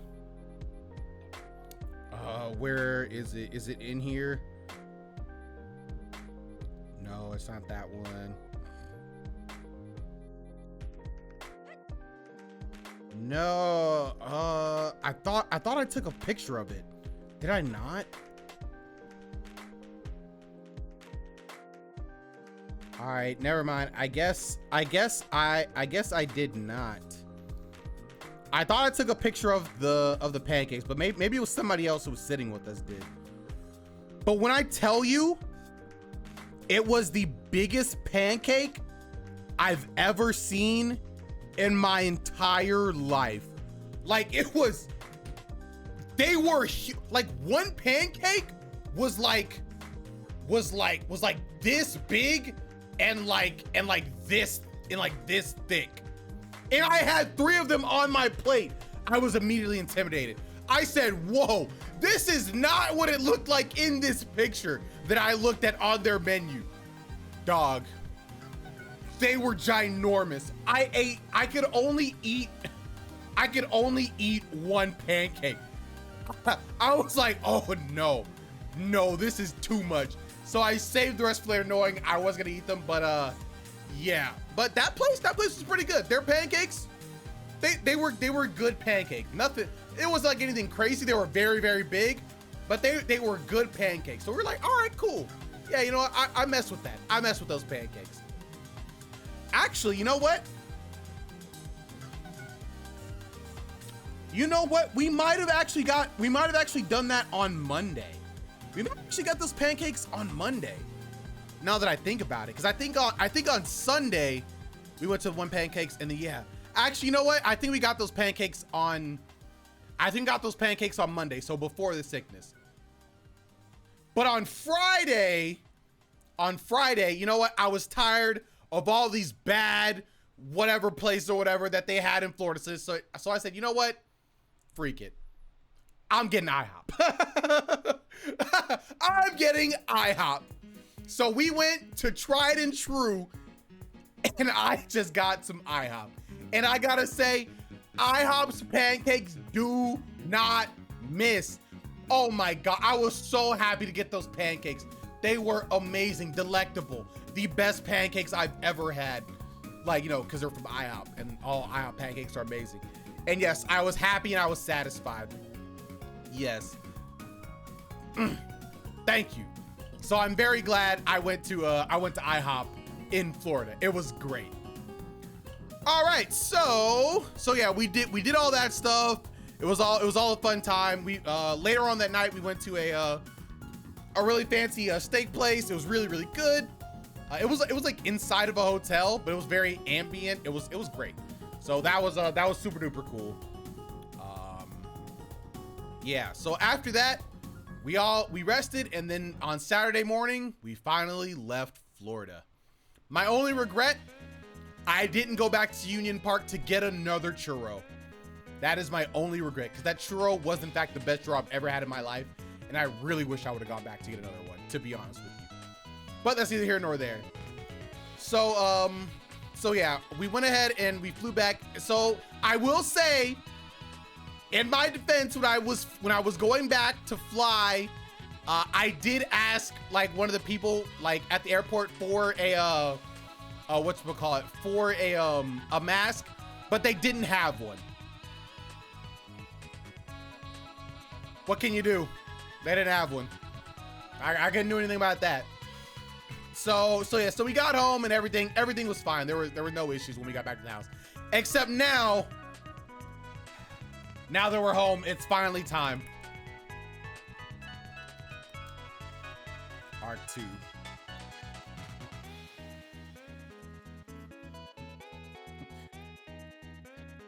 I am very sick.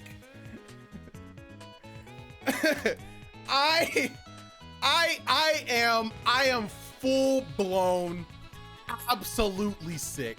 Like I'm gone. Like I'm coughing. I'm hacking them. It's a productive cough. And I will this is what Howard's referring to, okay? As me being at my worst, because I was definitely still Florida brain. So we got back on Saturday and I was fine. But on Sunday we had our bi-weekly for Smash. I'm the TO, so I definitely went out. And I didn't wear a mask.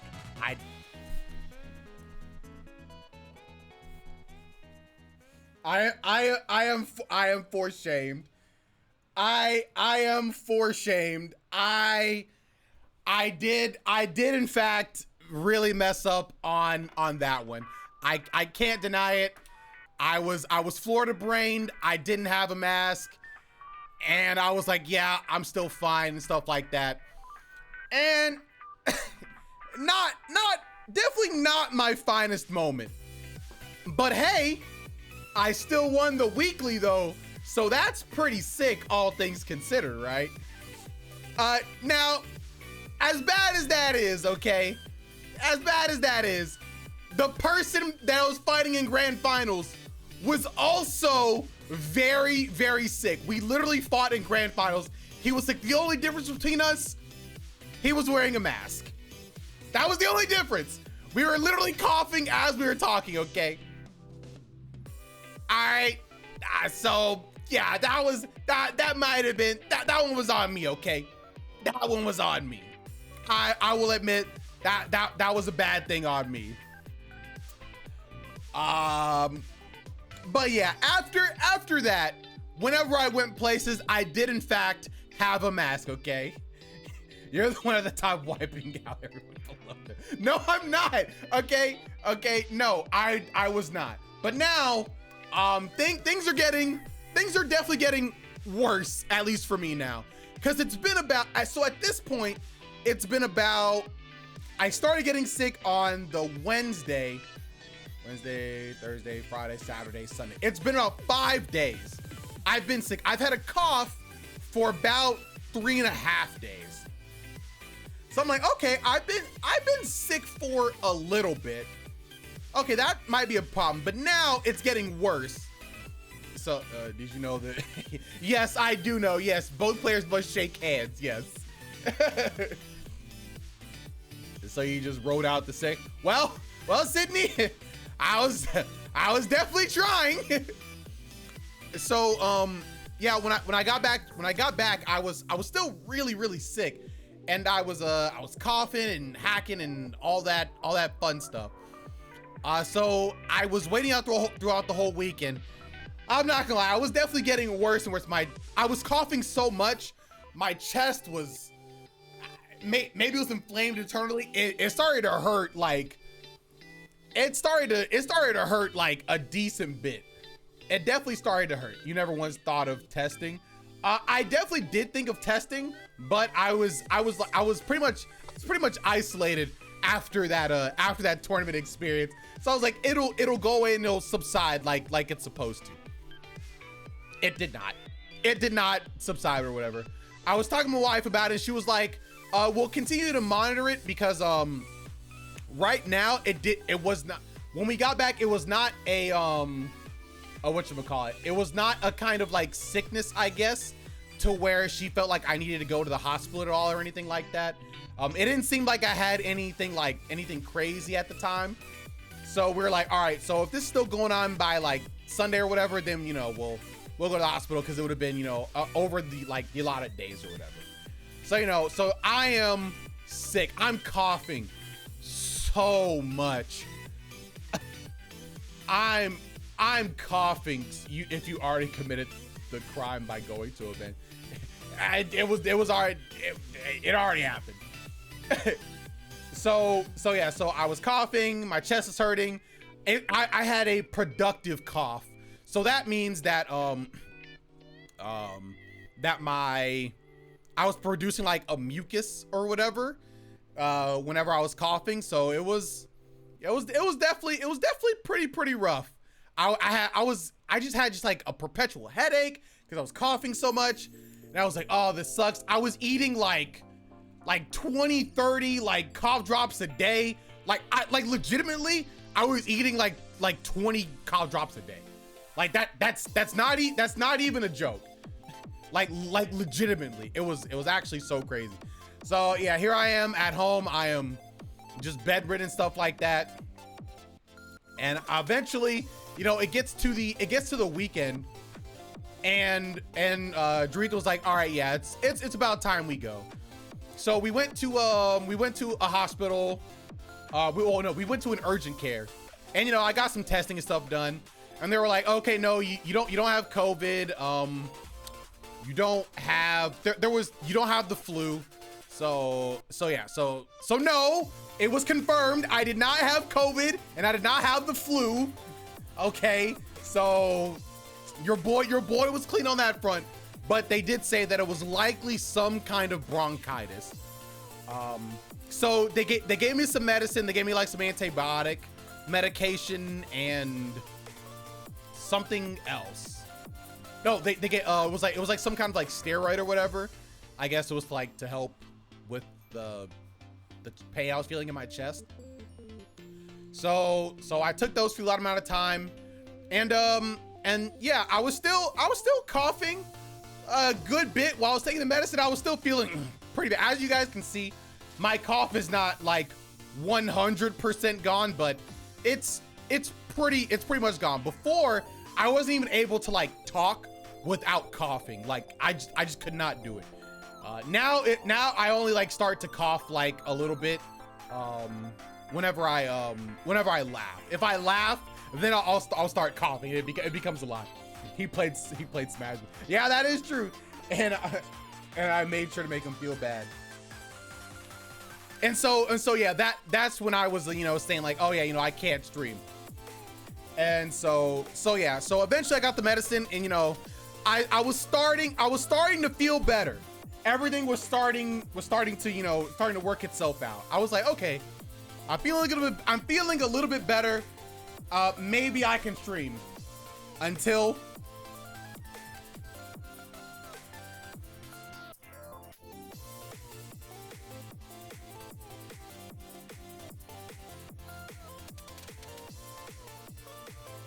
PC broke. Oh my god. Oh my goodness. So as I'm finally starting to get over my sickness and I think I can finally attempt to stream, my PC breaks. So let me tell you guys exactly what happened. I was up here in the room. I was just messing with some stuff on the computer. I can't remember what I was doing. And you know, then I turned off the PC. You know, I went to start Windows or whatever, and I clicked power, and I went to shut down PC as a normal, responsible PC user would. Okay. And so then, you know, a little bit later on in the day, I came back. Actually, no, it was that same morning. I think it was like an hour or two later. I come back upstairs and I was gonna do something else on the computer, and it's not turning on. Huh. That's weird. I was just using it this morning, like literally like a few hours ago, and there's no issue. I didn't see any sparks, no bad smells. Like, huh, that's strange. So I fiddle with it for a bit. It's weird because I can see some lights. I can see some lights in there, like the start light or whatever. I'm like, what's going on? So, you know, I turn it on and off like a bunch of times. I take out the power cable, plug it back in. I'm like, huh, that's so weird. So then I kind of take it apart. I press the start button that's on it. Nothing's coming on. I'm like, what's going on? So then I you know, asked chat. I'm like, oh, what could be happening? And PC's just not powering on. And that's where I tell you guys, well, guys, PC broke. Can't do anything now. So then I have to fiddle with that for like a week and a half or whatever. So I listened to my chat, or I listened to you guys in the Discord, and somebody said to do this paperclip method. And so I took the PC apart, and I got down to like this cable or whatever. It's like a 24-volt cable. Very convenient, not being asleep. And I was like, dog, I couldn't do anything. I literally couldn't. I don't know what you wanted from me. And so I I get like a paper clip, and if you put it into two of the pins or whatever, you're supposed to see if it starts. I did that, and the PC started up. So this led me to believe that, okay, I think the power supply is okay. That was my initial thought. And I was like, yeah, because, you know, it's starting up when I do this paperclip thing. So that means it's getting power. It's able to circulate. So that tells me that it's working. And so, you know, I fiddle with it some more, and I'm like, man, I just cannot figure it out. I just don't understand. And randomly, I was messaging somebody about something Melee related, and you know, he told me to check something. I was like, oh, I can't check that right now. My PC is broke or whatever. And so, cause I still had like my old janky broke laptop that's broken in half. And so then, you know, we figured that out. And then he was like, oh yeah, what's wrong with your PC? And I was like, yeah, it's not turning on. Huh, luckily for me, this guy is like a computer whiz. He like, oh yeah, you know, I work on computers, you know, my whole life and stuff like that. You know, I do all this stuff. You know, I've been working in the industry for like so many years. He was like, yeah, you know, if you need some help, like, yo, bring your PC down, and I can, you know, at least test it to see if we can see what's wrong with it. I'm like, whoa, that's crazy. Yeah, absolutely. So I get my PC and I head down there later in the week, and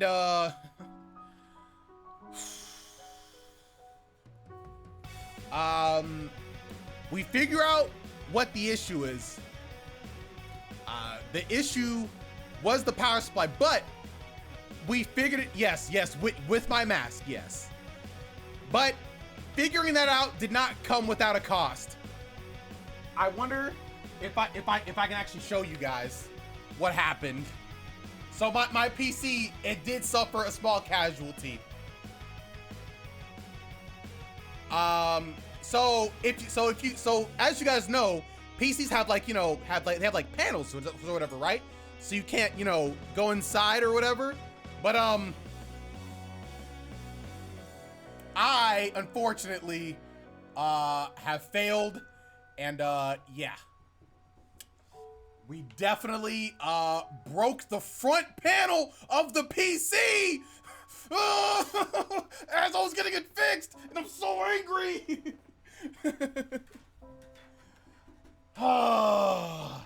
Oh my god. Wait, is somebody knocking on my door? What?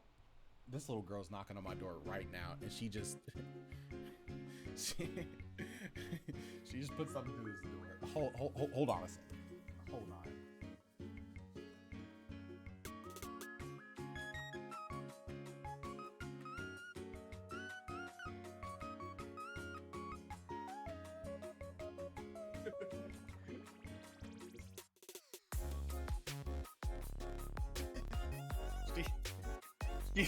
She slid this under my door. It says, "Is it time?"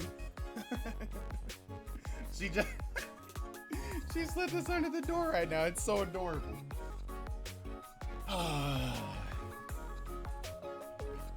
So yeah, my the front panel of my PC. So here's exactly what happened. So, you know, we were like opening up the PC, and he was asking, he was like, "Oh yeah, how do I take this off?" So I was showing him or whatever, and the PC was on its side, and as I was lifting it up, I thought that I would have more give to push up more. So I pushed up a little bit, and I was gonna reset my hands to like pull up more. But as I was resetting my hand, the panel just fell onto hard floor and shattered immediately.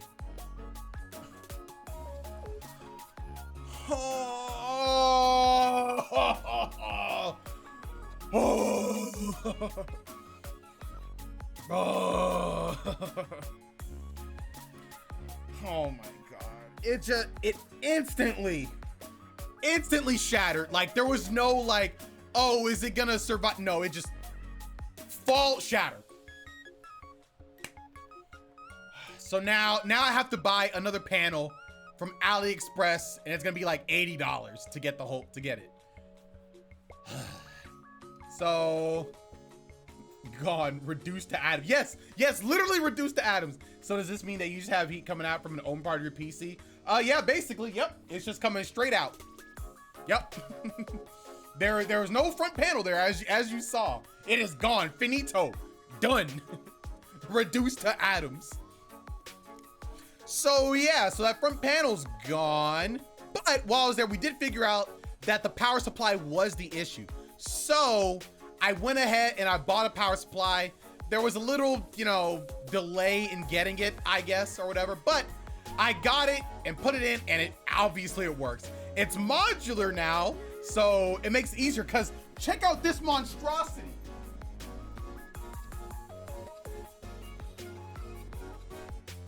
This is what came out of my PC. This is what I had. Look at this. Look at all these cables. What is it? Not modular at all. It's all stuck to this garbage. Like, geez, like this thing. Oh, disgusting, bro. Like, what? Nah.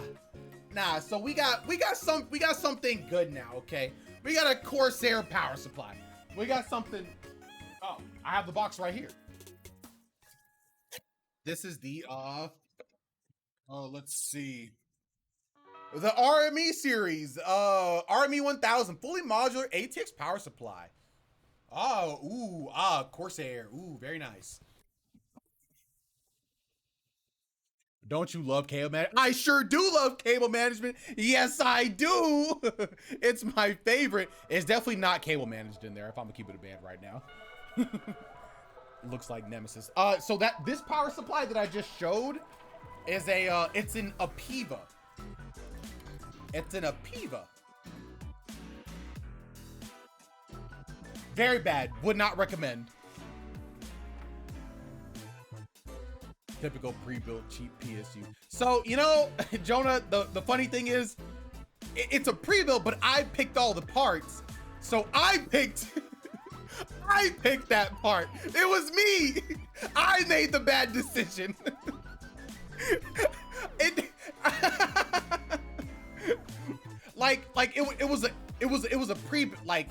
was a pre-build, but only in the fact that they built it for me based on my specifications. So yeah, so that was that. But we fixed that, so that's all good. But now, oh, did you guys think it was over? Because we have Arc 4.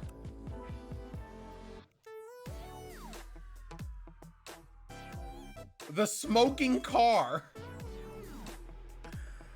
Oh! So, you guys remember when I told you I was coming back, or I went to like get my PC looked at, right? Well, when I got back home, so this was at night, mind you. This was at night. I got home and not yet.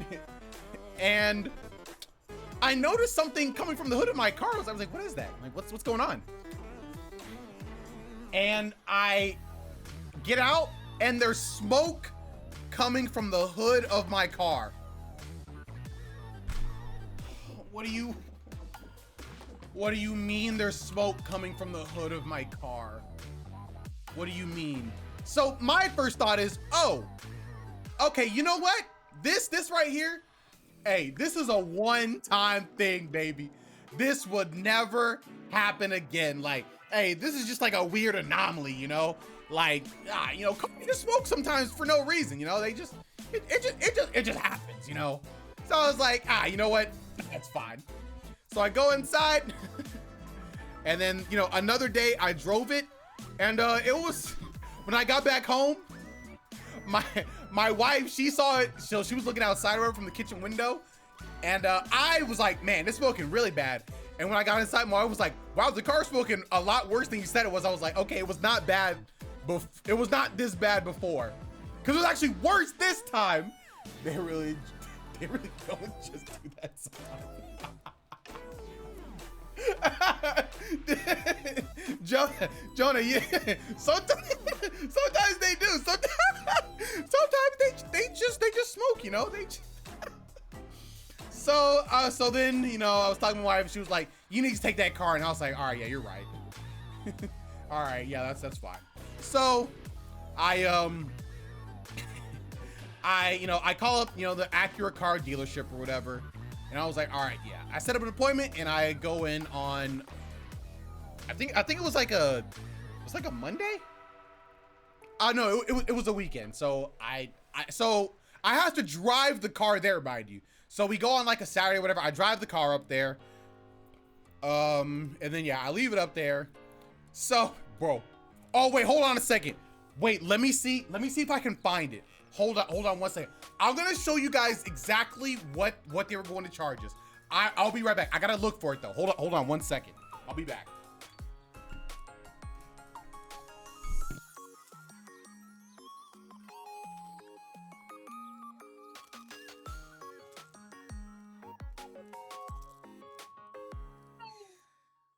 Look at this. I was leaving the room and I saw this. Oh, that's so sad. Oh, my heart. My heart. Okay, I'll be back.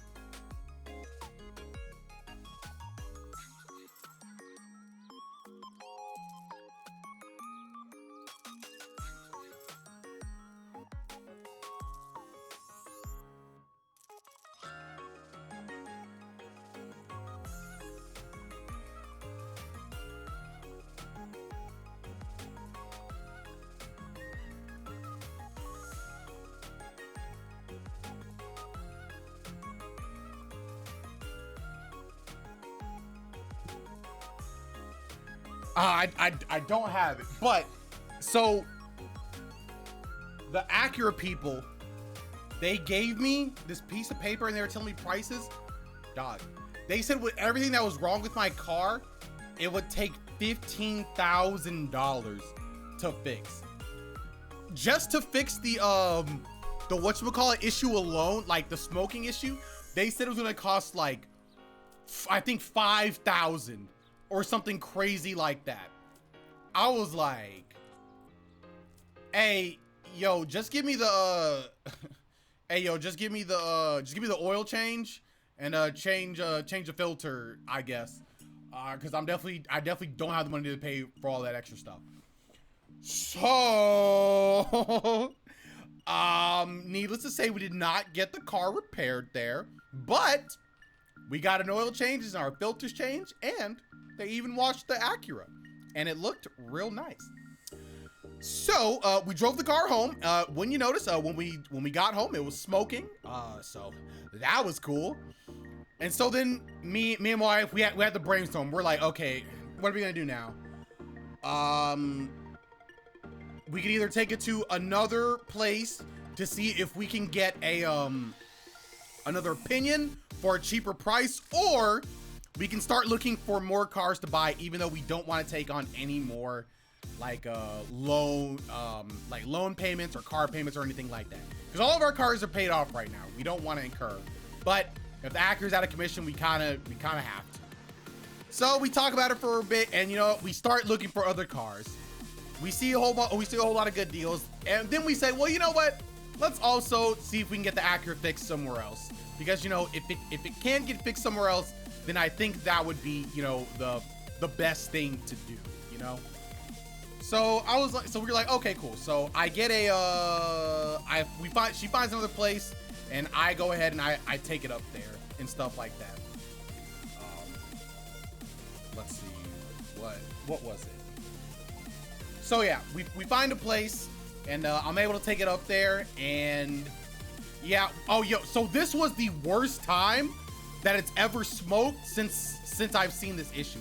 When I got up, when we finally reached the place or whatever, it's like 30 minutes away, it was smoking so bad on the outside, and I guess like the way the circulation was, it was literally coming inside of the car. Like when I stopped, it was literally blowing inside of the vehicle. I could see it. I was like, oh, dang, that's crazy. I gotta get out of here. So I immediately got out of the car because we had reached our destination and there was smoke coming inside of the car. And I was like, yeah, if they can't get this fixed, that's a problem. So, you know, we left it there. Then I went back home, and just today, or no, I guess that same day they called and they said that, yeah, we can fix it. It's going to cost like, $800 to resolve this issue. Wow. Much more reasonable than like 5,000. We can afford that. We have the funds to do that. Like that is within our emergency fund budget. All right, that works. So we say yes, and he gets to working on it. And today he called. He said that, yeah, it's all fixed. So I'm actually going to pick up the car tomorrow. The Acura should be now fixed and not smoking. Well, I don't know if it's a reasonable price, but more reasonable than what that first thing was. So yeah, so I'm gonna pick that up tomorrow, and that's gonna be fantastic. Whew, I'm ready to pick up the car. So now we don't have to buy another car, which is good, I guess. But you know, if we need to buy another car, we always have that in our back pocket. All right, as you guys can see, those are all the arcs. Those are all the arcs that we have. Because that's 4.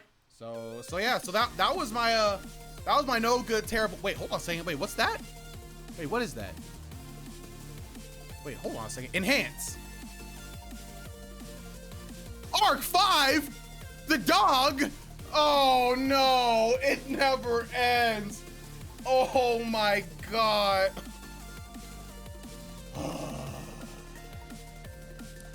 So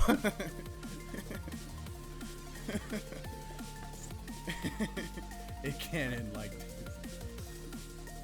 Hear my story. So,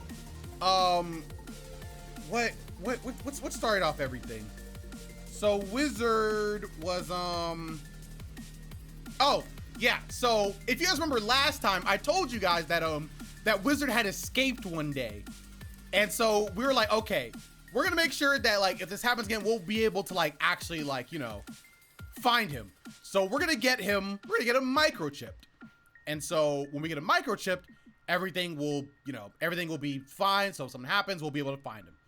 Good, right? Yeah, that's gonna be that is a good thing. So in order to get him microchipped at Petco, we need to take him in for an evaluation or whatever. And then when we get that evaluation, they'll be able to like put the chip in his neck. Cool. Sounds easy. Sounds like there wouldn't be any issues at all. Wrong. Okay, so first things first, making an appointment. Easy. I can do that. I make the appointment or whatever. I'm like, yeah, I'm gonna take Wizard in on Monday, and we'll get him in at his time.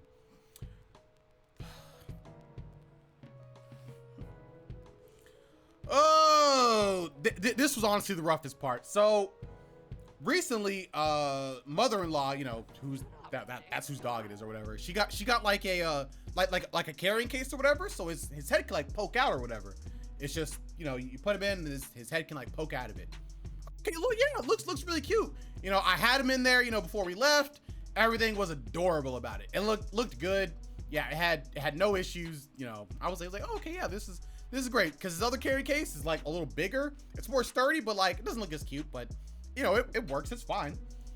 And so, why is she knocking on this door? You guys can't hear her. This little girl is like knocking on this door, and she's like running away, I think. So yeah, so I put him in, and I I go ahead and take him out there. There's no issue. We get out there, we walk in, you know, Wizard, you know, he's all shaking, he's all scared. He's like, you know, all the good Wizard stuff. So we get there and they're like, all right, yeah, so yeah, oh yeah, where's medical records? I was like, oh man, silly me, I forgot it in the car. So I was like, yeah, let me go ahead and go to the car real quick. So I get Wizard in his little carrying case. I walk outside the door, and then as I'm walking, I hear a thud on the ground, and then I notice that Wizard, oh, he fell out of the carrying case somehow. I don't even know how he fell out. I don't know how he fell out, but when he fell, he hit his head. Oh my God, he hit his head. And then immediately he started making weird noises.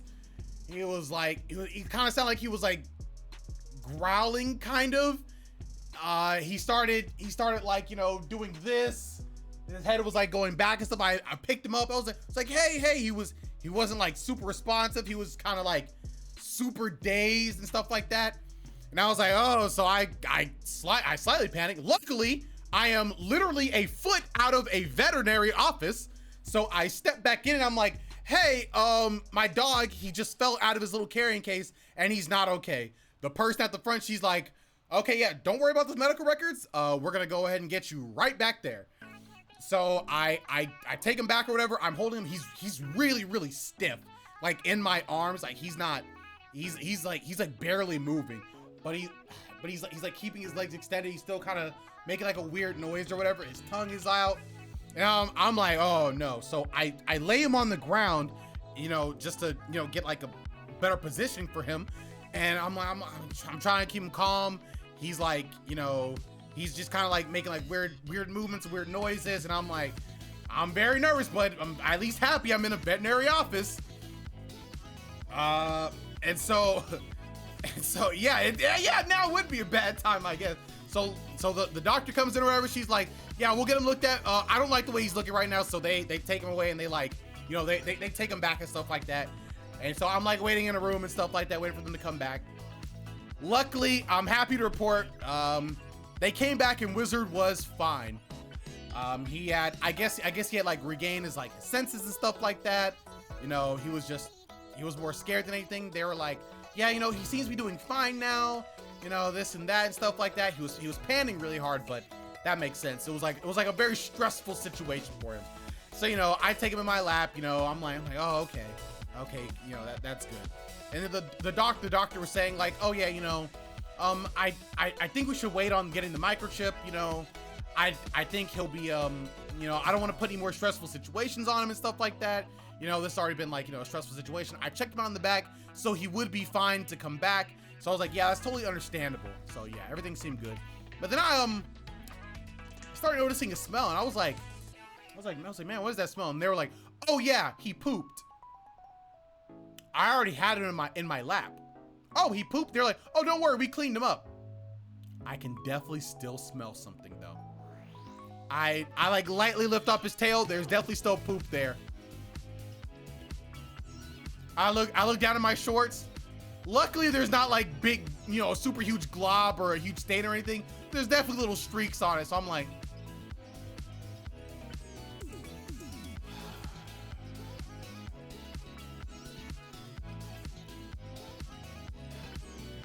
I'm glad Wizard's okay.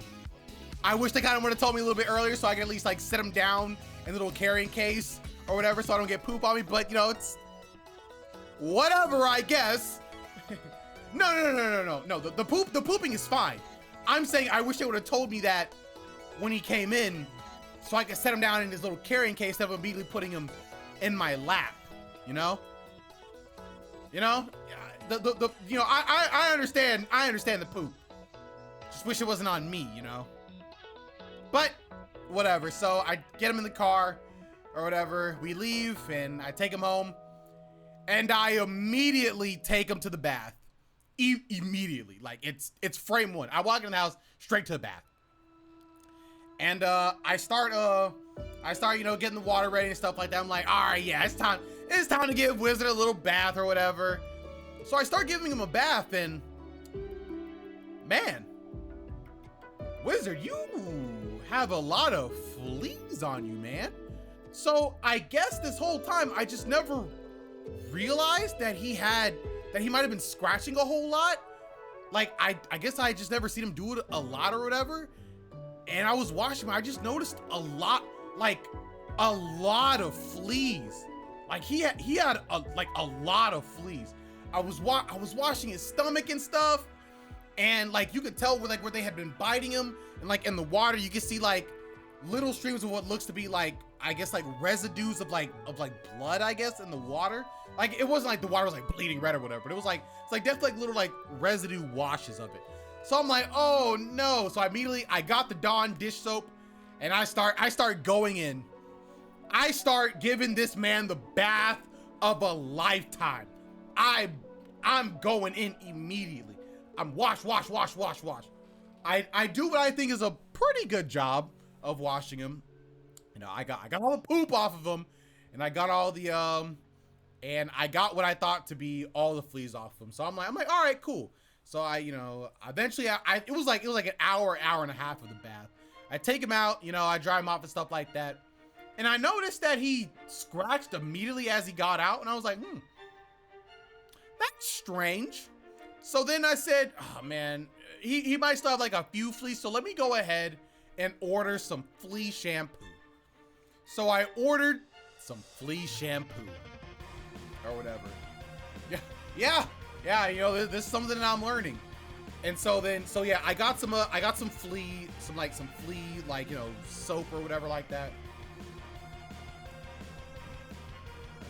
Flea collar brand. Yeah, we're getting him, we're gonna get him a flea dip soon. So we're gonna be we're gonna be making sure that he's flea free. But right now, or you know, in the story, so I do that. I schedule the when I was at the place, I scheduled the microchip for the next day. So I'm like, all right, cool. So you know, we'll get the microchip the next day, and you know, everything will be good. So I was at work. And I said, okay, cool. I'm gonna stop working at about 4:15, 4:30 or whatever, and you know, get ready to take Wizard to the vet place. And right as I'm about to stop, I get a phone call.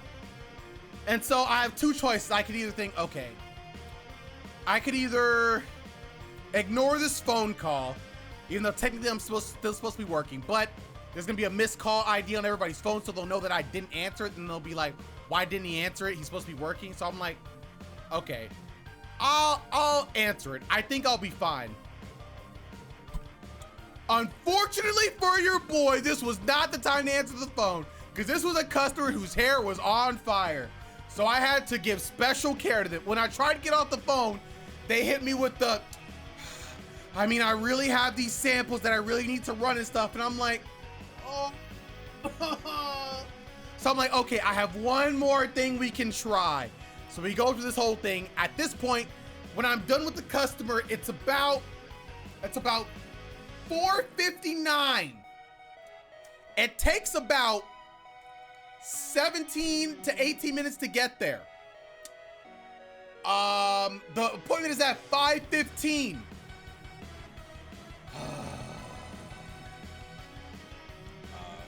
Be sure to make a ring of dish soap or dish shampoo around the neck. Listening to running to the face and cause stress. Oh my God, Sydney, that's such a good idea. Oh, Sydney, that's okay. Yeah. I'm absolutely going to do that next time, Sydney. That's actually a fantastic. Thank you for telling me about that. That's actually such a good idea. Thank you. Oh my God. I'll get to that a little bit later. But yeah, that's actually a great idea. So I'm like, so I get up. So I'm done with the customer, whatever. It's like 4:59. Takes about 17 minutes to get there. Appointment's at 5:15. So I immediately call the vet and I say, hey, I'm going to be about 5 to 8 minutes late. Is it okay if I still come in? Like, would that be all right? You know, they put me on a brief hold, and they say, yeah, that'll work. So I'm like, all right, cool. So I immediately start rushing. I get the dog. I get everything I need to do, and you know, I'm rushing up there as fast as I can, or whatever, so I can get this done. I get up there. It's 5:21. Now keep in mind, my appointment, it was originally at 5:15. I called saying I'm gonna be 5 to 8 minutes late. I'm there at 5:21. I get in there, it might be 5:22. Who knows? I walk in, I'm like, oh yeah, sorry I'm late. The person at the front desk is like, oh yeah, no problem or whatever. And then I guess one of the other ladies who was up there was like, oh yeah, the doctor left. What do you mean the doctor left? What do you mean the doctor left? I literally called. I said I'm gonna be 5 to 8 minutes left. 5 to 8 minutes late. I'm here 7 minutes after my appointment. I know I'm late, but I called. I didn't say any of this. She was like, yeah, there's nothing we can do. I guess I'm sorry. I was like, hey, you know what? It's no worries. At this point, I've accepted. I'm like, you know what? I was late. You know what? This one is on me, I guess. This one's on me, sure. I'll go ahead and hold this L. That's fine. So then I say, all right, Wizard, I guess we're going home, buddy. We get back to the house and yeah, I say, you know what? The flea shampoo came in. Let me go ahead and give you a flea bath. So I put him in for round 2, baby. And I'm washing him and man, there are still so many fleas in here. It's like I didn't even do anything the first time. I'm like, Jesus Christ, why are there so many fleas on you, my boy? Like, it was bad. Like, there were so many fleas. Like, I'm washing everywhere. I'm like, all right, cool. So then, so this time, I'm like, okay, I'm gonna make sure I get everywhere. So I lift him up out of the water. I'm just looking at him, and they're just all like near like his groin like area, like near his legs or whatever. There were so many fleas over there. There were so many fleas.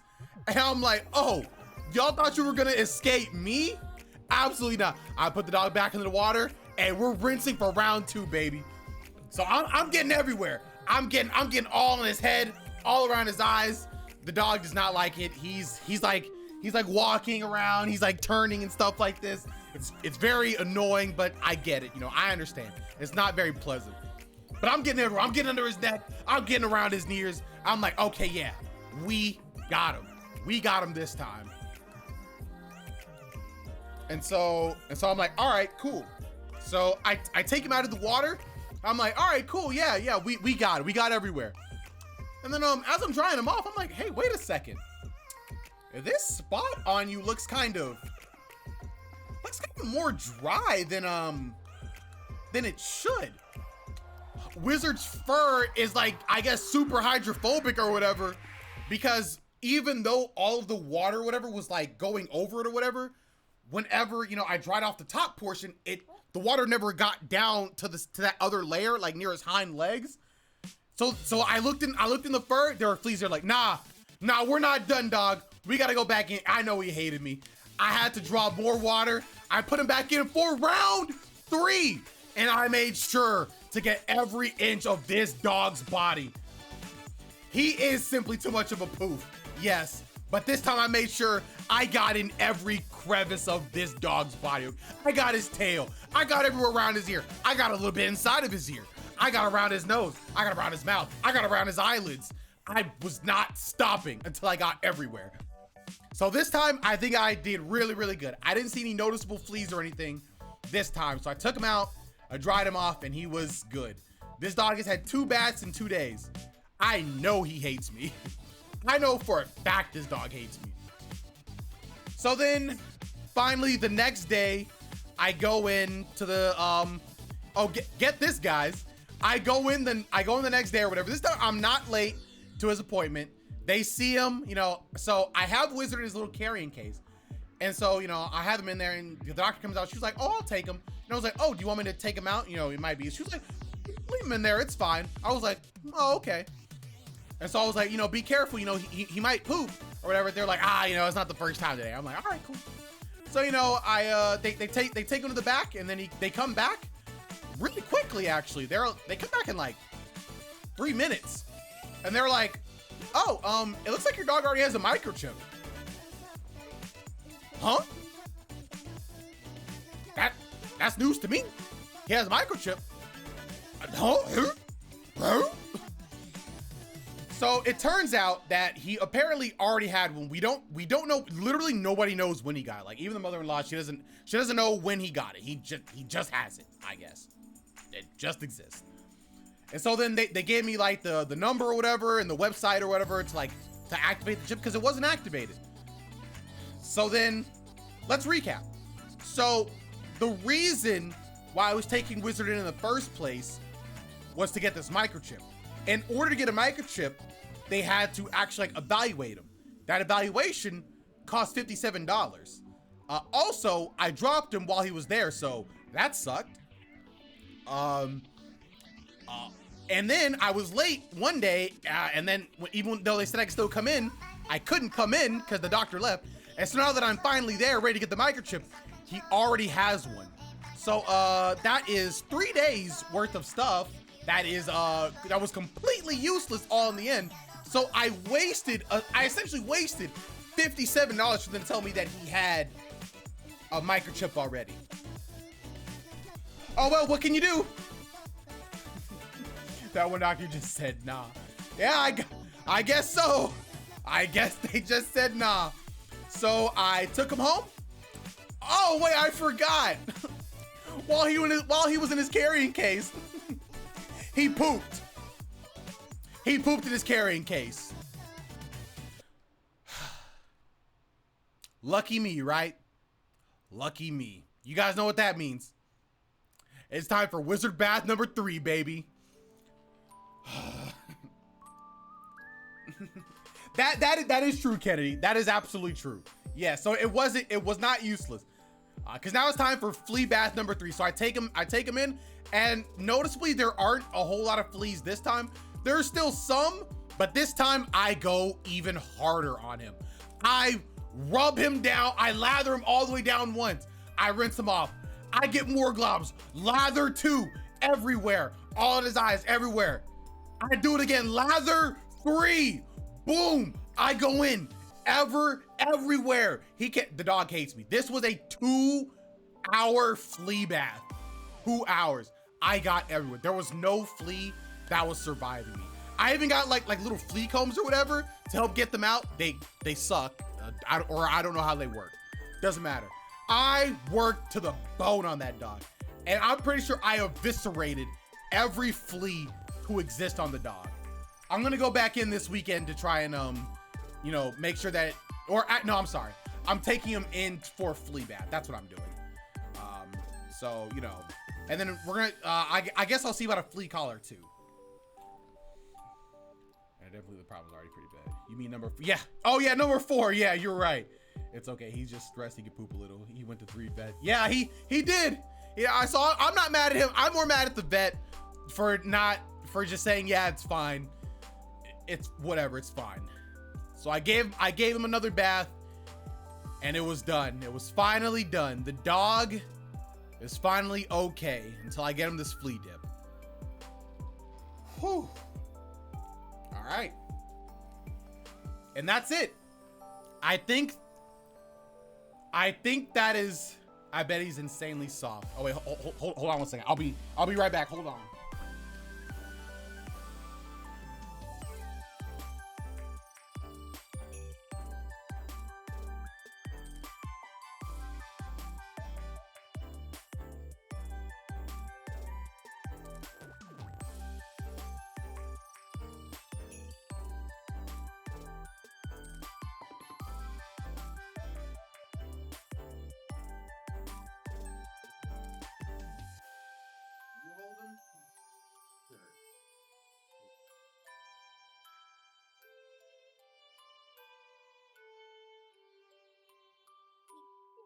Here we go. All right, here we go. We got dog and we have child. You are absolutely a child. You are absolutely a child. Yes, this is Wizard. Here he is. He's A-okay now. He's not had any issues. You good boy. You good boy. You good. You good boy. Yeah, he's 12 years old.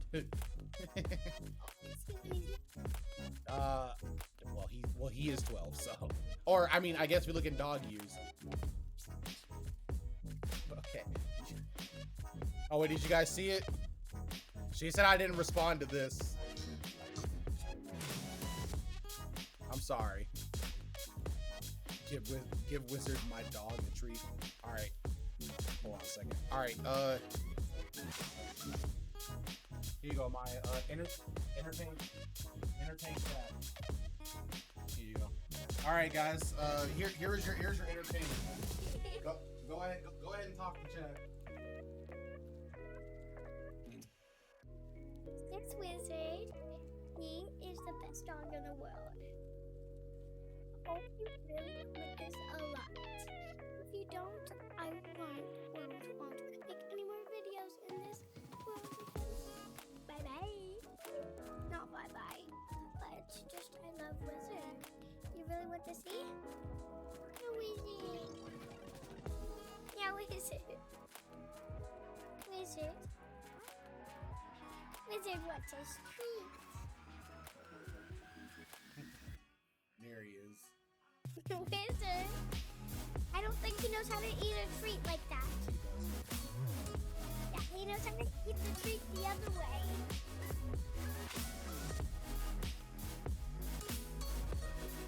He's up to a minor already.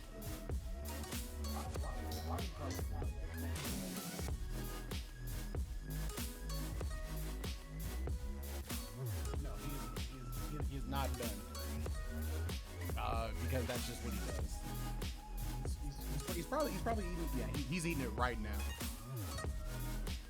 You want to hear the music?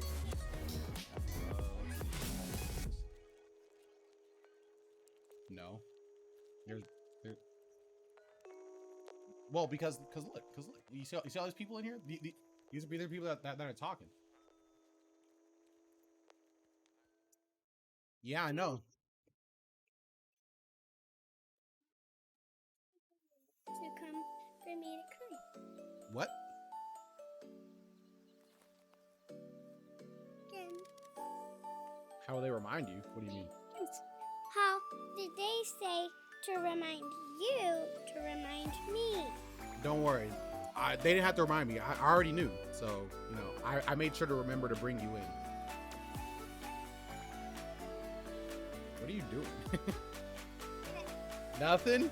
Nope. See, look, you can hear the music now. They're all. No, no, they're still on. What do you mean? You can? I have it coming through the speaker right now. What are you talking about? To hear, just in case.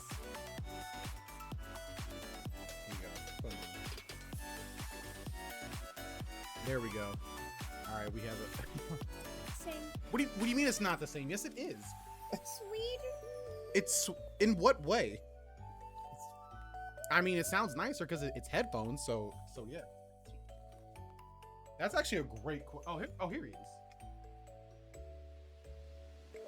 Oh, he can't. He definitely can't jump up here. All right, guys.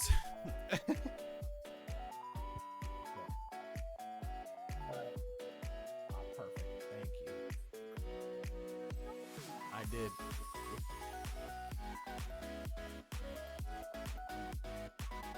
Yeah. All right, guys. So with that, I think that's the end of my stories. We have dog, we have niece, and I think we're gonna go ahead and end it for the night. Hey yo, you guys have been absolutely amazing. Thank you guys so much for hanging out and chilling out with the stream. You guys get your dose of cuteness.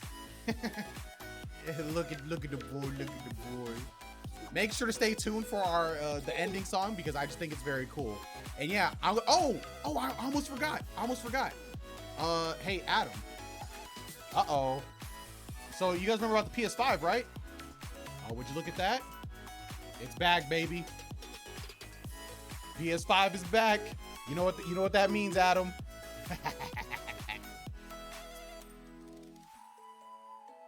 All right, that was it. That was the cool thing. Do nothing. All right, guys. You guys have a fantastic night. I will see all of you guys tomorrow at 6 p.m. CST, like we always do. What? What's up? Can you face Wizard's mouth right there? Put Wizard's mouth right here. He needs to say something. All right, Wizard. What do you need to say? All right, later, guys. You have a good night. Bye. Say bye to the people. People.